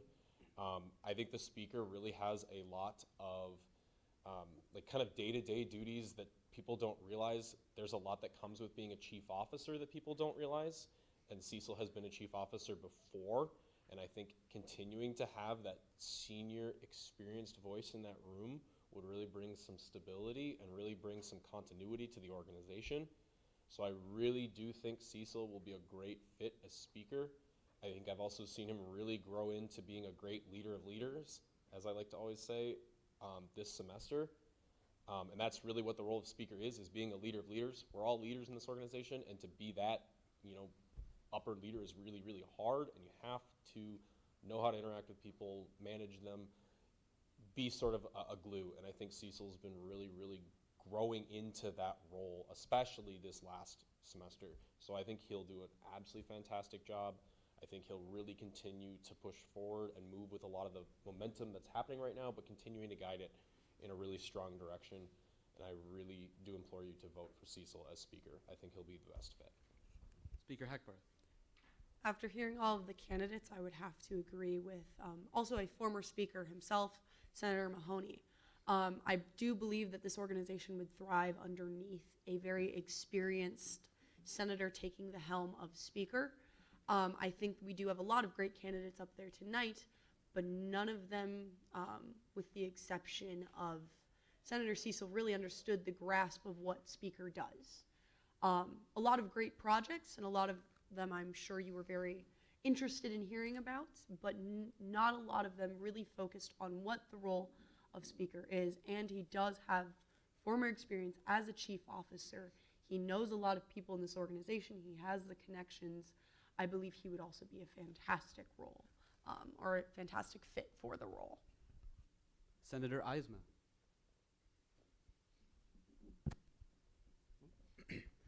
Yeah, I also want to give my full support to Senator Cecil, while Eddie kind of said most of my points, so thank you for that. Senator Cecil, I believe, is the only one who was here pre-COVID, and so he has seen perspectives that we will never get to see. I mean, he outlasted our previous advisor, so give credit where credit's due.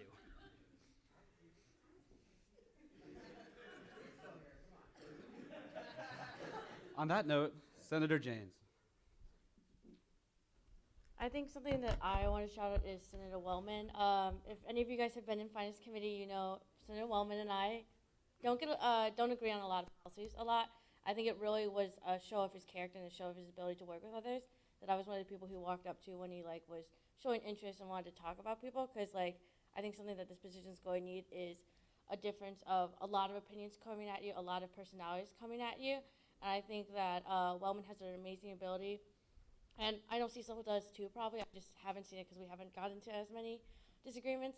But he has a great ability of once that meeting's over, we walk out and we're just talking about Brock and Blighter or what's going on at Theta. And I think that's something I genuinely really respect, is someone who not only really has a work side of it, but can know that he's just a speaker. He's just a senator, and he's his personal life isn't going to be affected by that. Senator Azan.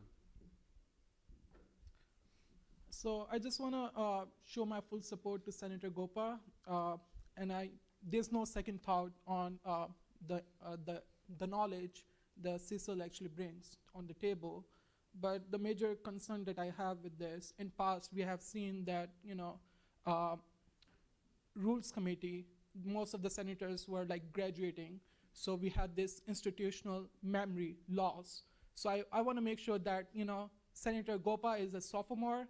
So if we have someone who has more number of years, left before graduation, step in the leadership position, will be more effective in general for the student government, instead of like someone graduating next semester or next year. So that's my major concern that I want to share with all the senators, to look into it before making a decision. Again, nobody's perfect, and there's always something to learn from everyone.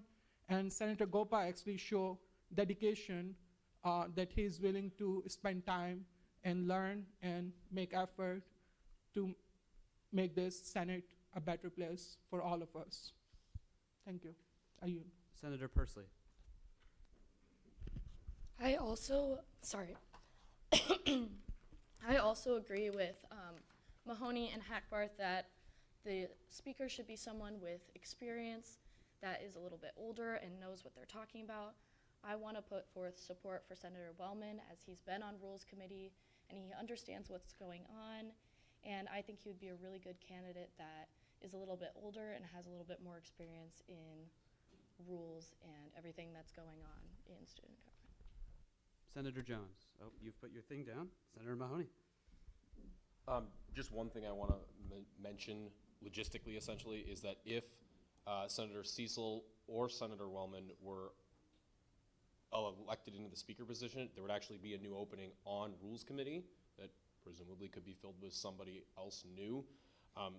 I don't think the speaker is a role to fill with the chance that, oh, they'll be here later, or they'll be here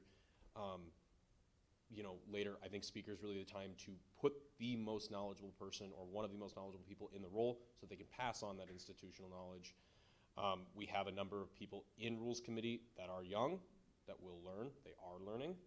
One of them's up here tonight running for speaker, and I think that's awesome. I love to see it.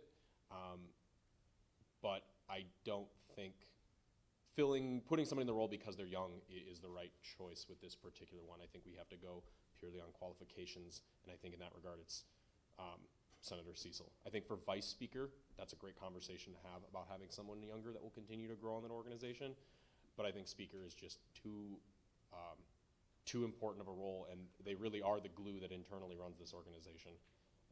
They do a lot behind the scenes you don't realize, and they have a lot of conversations you don't realize. They deal with a lot, and I think Cecil's most equipped and most ready for it, having roughly already been in that role as Chief Justice formerly, and being the most tenured member of this organization. He outlasts even me. Vice Speaker Kamstra. I'm really torn, honestly. I truly am, because I agree with the sentiment that a lot of people have shared of, you need someone that has experience, but you also need to realize this person is going to be the leader of Senate. So they need to be approachable to you. So in your own evaluation, you need to look at, is this somebody that I can go to? So I agree being a veteran of this organization is important, but you also need to be able to see someone up there that is personable. Because if you don't feel safe approaching them, you're not going to go to them, and you're not going to listen to them when they're telling you need to do your office hour, when you need to go and do tabling, when you go and list off any of their ideas. Because they have great ideas, but if they're not personable and you're not going to be able to listen to them, you're not going to want to do them, and they're going to feel like a chore. So I personally am leaning towards Wellman just because of my experiences I've had with him. I've really, really enjoyed. And he's a great person. I'm not saying anybody up there is not a good person. I think Gopa is one of the most driven people I've ever met. This right here is impressive. I think it's a little bit over the top, and I think it's a lot to ask of himself, and I'm concerned about his burnout. But the point I'm trying to make is you need someone that's level-headed, and I think Cecil and Wellman both, and Gopa and Everhart all exemplified that, but I think Wellman does it best, in my opinion. And Senator. also, I would also like to echo that Age, I don't think is related. I think it's qualification.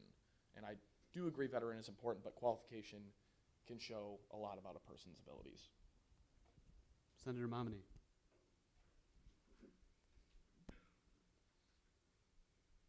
This thing doesn't like me.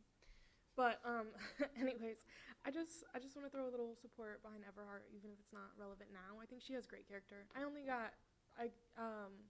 know. That's my question that I wanted to ask them, was if they talked to any of the previous or outgoing speaker, vice speaker, which I'm sure that they did. They all seem very on top of things and like they're very determined. But I also did get outreach from Everhart and Gopa, and I thought that showed their character, that they really want to try and make an impression on people, and I think that they're very personable, they're friendly, they're nice, and they're committed. So I just wanted to put that out there, that even if now isn't the time for them, that they have so much potential, and I think they would be great in the role. Thank you. Senator Azan. Again, just I want to clarify, experience is important, but the concern that, again, we have that Senator Sissel, no doubt is the oldest, most senior member in the student government, and I like him. He's like great person to talk. Just want to clarify that. But the concern that I have, again, he is in his 5th year, so we have to do this again, the nomination election. So if we appoint Senator Sissel as speaker, because he's going to graduate soon, and that was something that we experienced in past. Again, Speaker Hagbert and Kempster are no longer be part of speaker and vice speakership, right? So I want to make sure that at least someone who has at least enough time to work on and build the team and make sure that we can contribute as a team instead of like graduating super fast. And so that's the major concern I have with Senator Sissel. The institutional knowledge will be lost, and we have to do this election again, which is again time consuming and not that much of an effort, I guess, worthwhile. Speaker Hackbarth. So I would just like to, you didn't really ask a question, Senator Momini, but I'm going to answer it for you. It was regarding outreach to a speaker if they had inquired, and Senator Wellman was the one I talked to the most. We had 4 separate meetings regarding speaker and vice speakership. We have talked extensively at length. We have gone on over the bylaws together regarding the speaker's responsibilities. I have walked him through how to make an agenda. I have walked him through how to chair rules committee meetings. He has been the one who has shown the most interest, with Senator Everhart being the second, with us having 3 separate meetings regarding speakership and vice speakership. I have only spoken with Gopa once, where I expressed my concerns regarding the calendar he set forth. That, like Vice Speaker Kamster said, it is a lot, and not a lot of it is speaker orientated. And then Cecil did not reach out at all to us. And with that, I yield. Oh, I'm sorry, I do not yield. I'm going to yield the rest of my time to Vice Speaker Kamstra. That's so much easier. Yeah, I have horrible handwriting.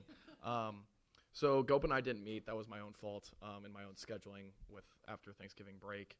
But we did have a brief conversation walking home one day about kind of his goals and aspirations, and I gave him some advice. Wellman met with me first. He came and talked to me right after we had announced everything, and then I met with Everhart today to go over her whole plan and kind of give her some of my advice as well. And Cecil I did not ever meet with. All right, and so if that's, I will move over to Senator Larson, but I will note that unfortunately we have about 2 minutes left, and so I might have to cut you off and see if anyone would like to extend debate. So I just wanted to say that Senator Cecil is not graduating in May. He's going to be staying until December 2024, and he's also considering going to grad school here. But I just wanted to throw my support in for Senator Cecil. We've only known each other for about a year, and the reason we met is because I just happenstance, neither of each other knew that we were in student government or had been in the past. And I was telling him that I disliked student government, and he's the reason that I'm here today is because he encouraged me to get more involved and try to make some of the changes And I think that, like I said, he's the reason I'm here, and I feel like he has that mindset of really wanting to help people. So I will probably be voting for him. Senator Prather, you have about a minute. So, coming from a new senator's perspective, I have my support with Wellman because I went to the joint city council meeting, I don't remember, like a month ago maybe, before I was sworn in, and he made a comment about like being kind to people and not like making people feel uncomfortable when they're up on the stand, and that's something that I was really worried about personally, is like, you guys are very intimidating, but like I really don't know any of you guys. So it's like, he was very comforting when it came to like the approachability part, which I think is very important because we don't have a lot of people that know about us, and not a lot of people, they might be afraid because they don't have that like approachability of like, it shouldn't be that intimidating to talk in front of all of you guys because all of you seem very nice even if I haven't met you personally. So that's why I have my support with Senator Wellman, and I yield. So with that, we've seen the expiration of time for the debate phase. Seeing no motions to extend debate on that, we'll move into the clarification phase. So if someone is over by the door is able to bring our candidates back, that'd be fantastic. And so this phase, again, normal debates, 2 5-minute speaking privileges per senator. You can address individual candidates now and have them answer your questions. This is also limited to 15 minutes.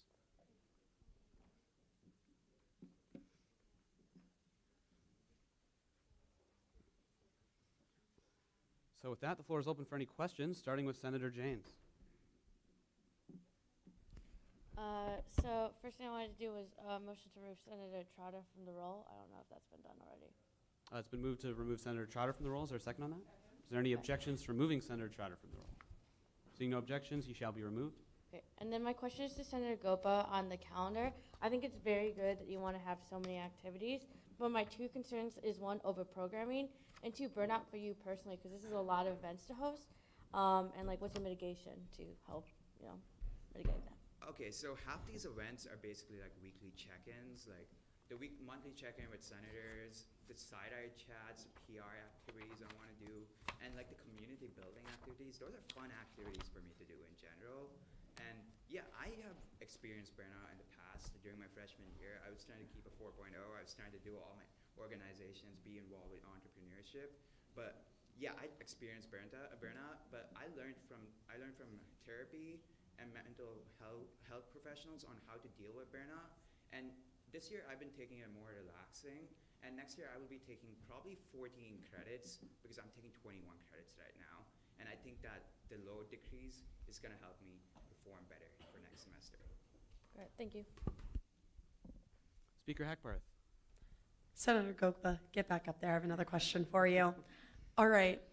So regarding your calendar, I think you have a lot of great initiatives, but you didn't really speak at all on the technical role of speaker. Can you talk on your qualifications for the technical aspect of the job regarding all of the behind the scenes and the paperwork that needs to go into this? Okay, so as far as speaker, I believe I can chair the rules committee. I've been on Senate for the last 2 years. I've understood the parliamentary procedure of Senate and Robert's rules at a pretty decent rate, and I think I can keep up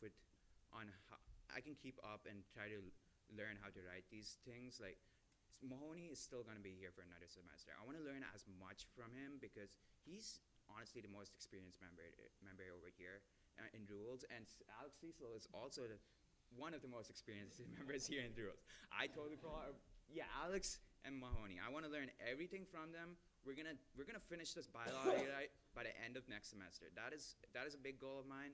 I wrote some cool bills this semester myself. The resolution on safety signage on campus. I learned a lot about bill writing.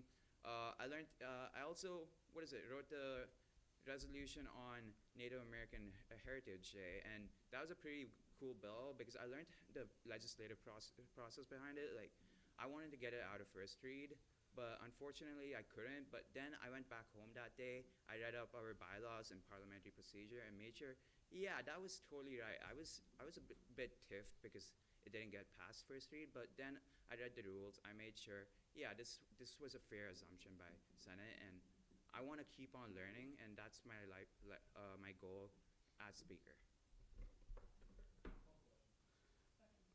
So, yeah, if you'd like to make the motion to close the clarification phase. Second, is there any objections to closing the clarification phase at this time? Yeah. So seeing no objections, we'll move into our closing comments. So each candidate will have 2 minutes to address the body, starting with Senator Wellman. It's starting now. Well, I would, of course, appreciate any support from any senator. And I think that any of us would be great in this role. I truly do. And I think forward to really kind of working together with everybody, like I said earlier, on any bill or any project that they want to put forth. I currently serve on a committee, and so I think that this is a great way, as part of my background, be speaker, and to understand kind of the role of it as well. But like I said, I think any of the candidates would make a great speaker. So with that, thank you. And yeah.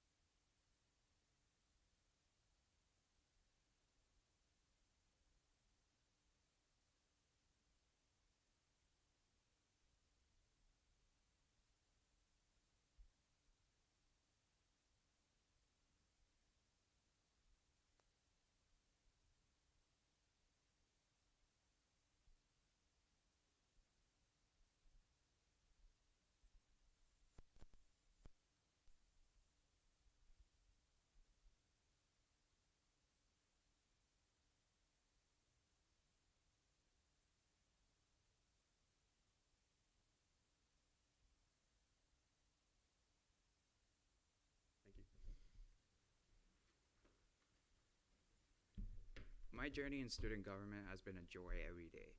I want to be able to give you that same joy. I want to help you with leadership development, mentor you into better leaders, and have increased outreach to all the students around campus. We need to fill the void by graduating senators and cultivate a new generation of informed and proactive leaders, and rewrite the rules to ensure a more efficient and effective Senate. I ask for your trust and support in this endeavor. Together we can elevate our Senate. And I really hope you guys like my projects, because I will still implement those projects even if I'm not elected as Speaker.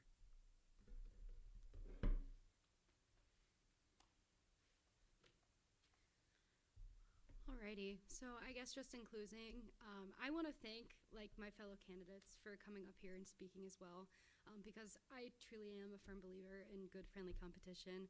I think that everyone here has a tough decision to make, because all of my fellow candidates and myself are, I feel, as though very fit for this position. But I guess just to end off, kind of focusing on my topics that I had brought to you guys initially, is that advocacy, aptitude, and approachability. If that's something that you look for in a speaker, then I can offer that to you. And additionally, I know what it's like to be in the dark about certain things, whether you don't necessarily know how to do something or just need help writing a bill. I want to be with you every step of the way. And with that, I'll leave you with every candidate up here, no matter who gets elected into speaker. It's not about who they are on the first day of their speakership. It's about the speaker that they grow to be. Thank you. Great. Well, thank you very much to all of our candidates tonight. At this point, we'll move into a vote. And so as a reminder, 23 senators will be voting, and so one of our candidates will need to receive 12 votes to win this election. And if none of our candidates get that number, we'll restart a vote, having removed the candidate with the fewest votes, and keep going. And so when I call your name, please indicate whether you would like to vote for Wellman, Cecil, Gopa, or Everhart. Or, of course, you may abstain. Thank you. Senator Martinez. Gopa. Azan. All right.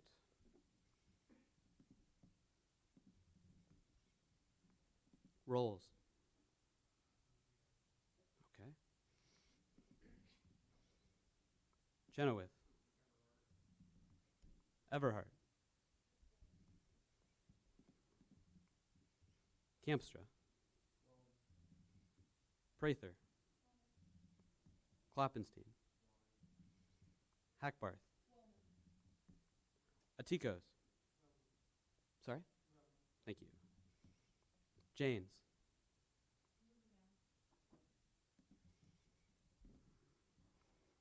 Mahoney. Cecil. Moisango. Gopa. Thank you. Jones. Cecil. Eisma. Momini. Larson.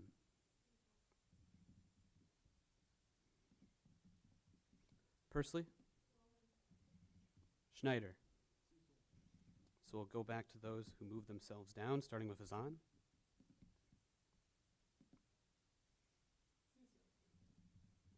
Rolls.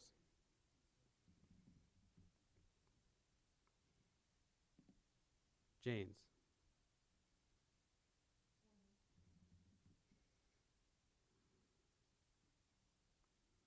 And I believe Momini.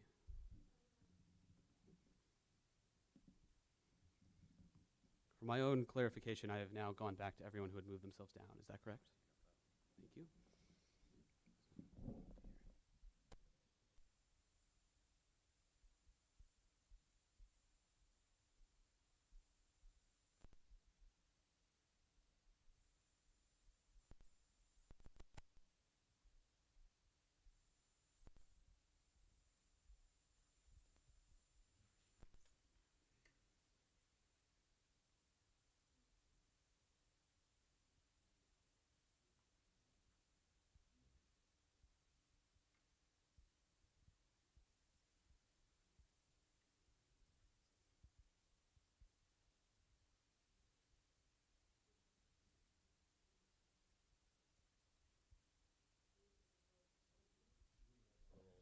Yes, you were on the roll. I very much apologize for that.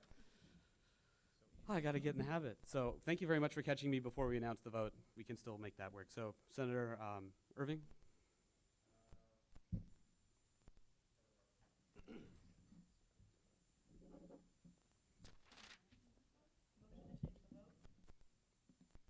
Motion to.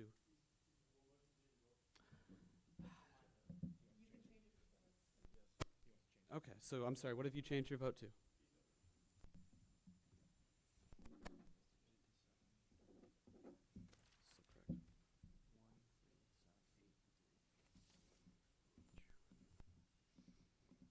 Okay, and so on that vote, Senator Gopa has received 1 vote, Senator Everhart has received 3, Senator Cecil has received 7, Senator Wellman has received 8, and 3 people have abstained. And so at this time, we'll move into a second ballot, unfortunately dropping Gopa having received the fewest number of votes. So we'll now be voting between Everhart, Cecil, Wellman, and you may still abstain.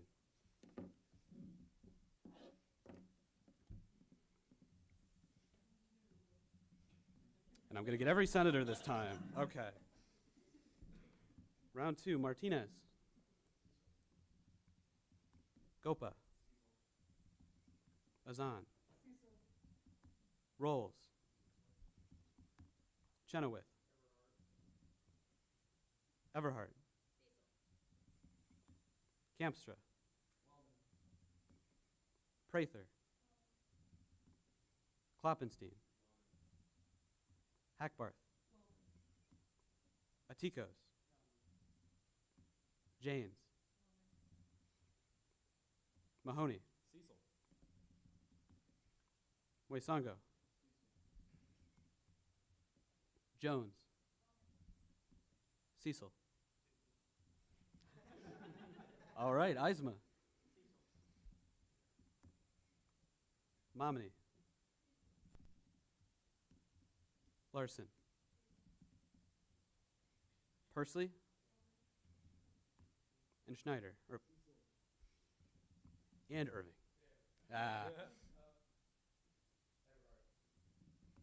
Just a moment.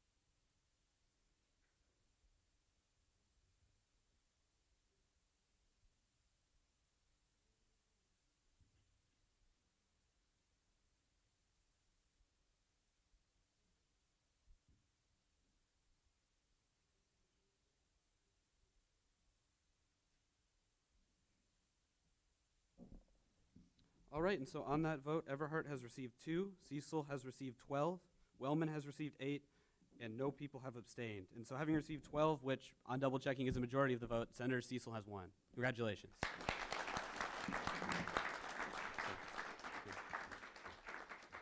So Speaker-elect Cecil's name will be automatically amended into this bill, and then we'll vote on it as a whole. Call the question. You can hang on while we get the name in there, then we'll pass it.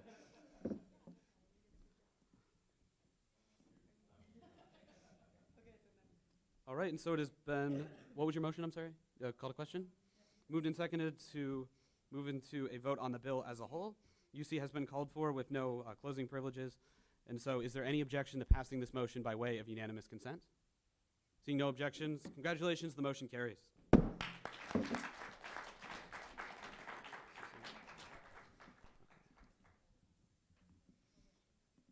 Senator Mahoney.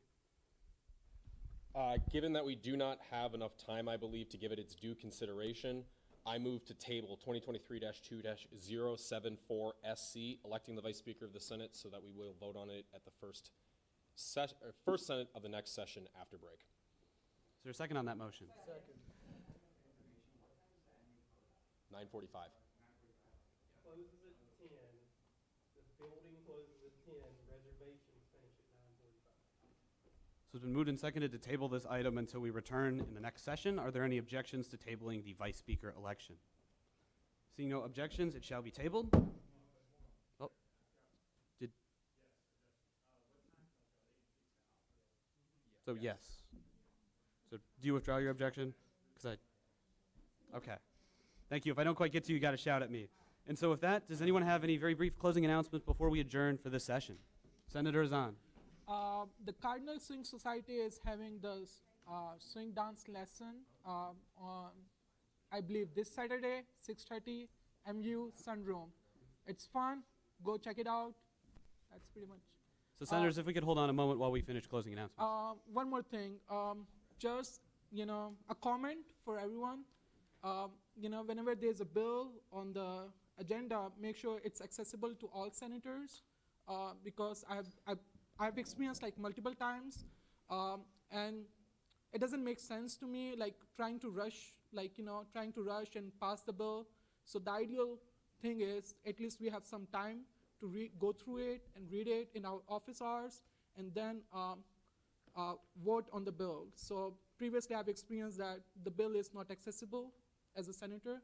So maybe like as a comment, friendly comment that, as a speaker in future, maybe like make it accessible to all senators before the meeting.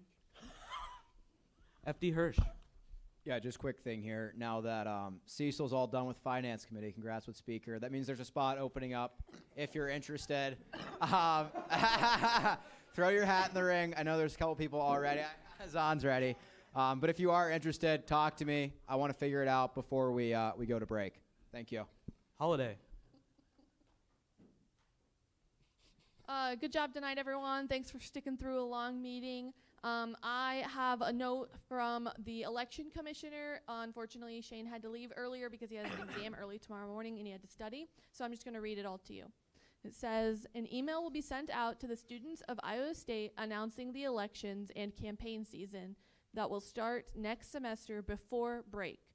It will include the election code, the election timeline, the date, location, deadlines of everything, what the responsibilities of a senator and president are, and what is required for you to actually run, as well as any other important information. If you have any questions on that, please don't reach out to me. This was just a note. Reach out to Election Commissioner Shane.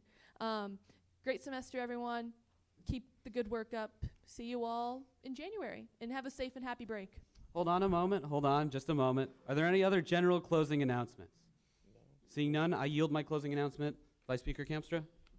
Yeah, so I have a project that I'm still working on. I am sticking around as a senator for now.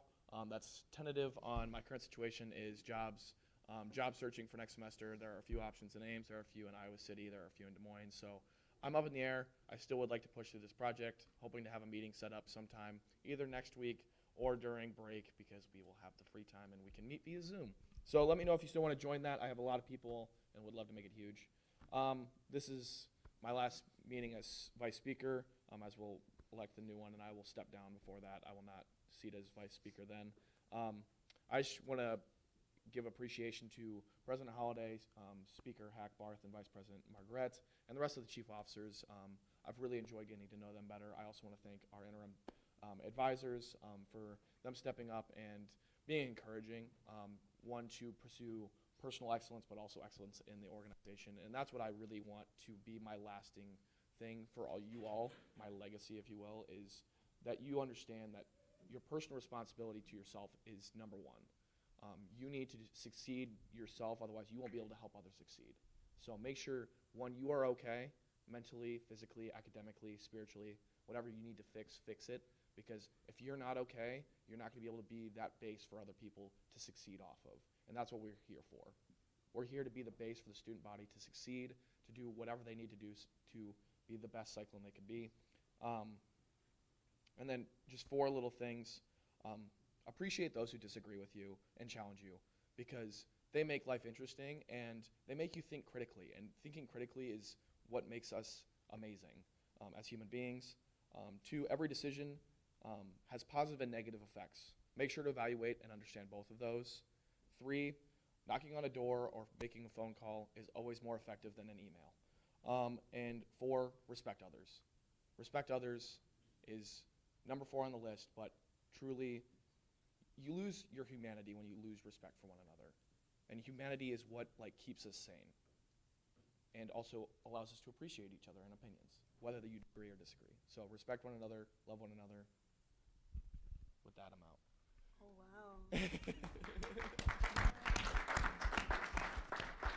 wow. Do you have a point of order or something? No, go for it. All right. Okay. Announcement. All right. Well, as you all know, this is my last meeting as your speaker. I won my seat on student government as a write-in candidate last year.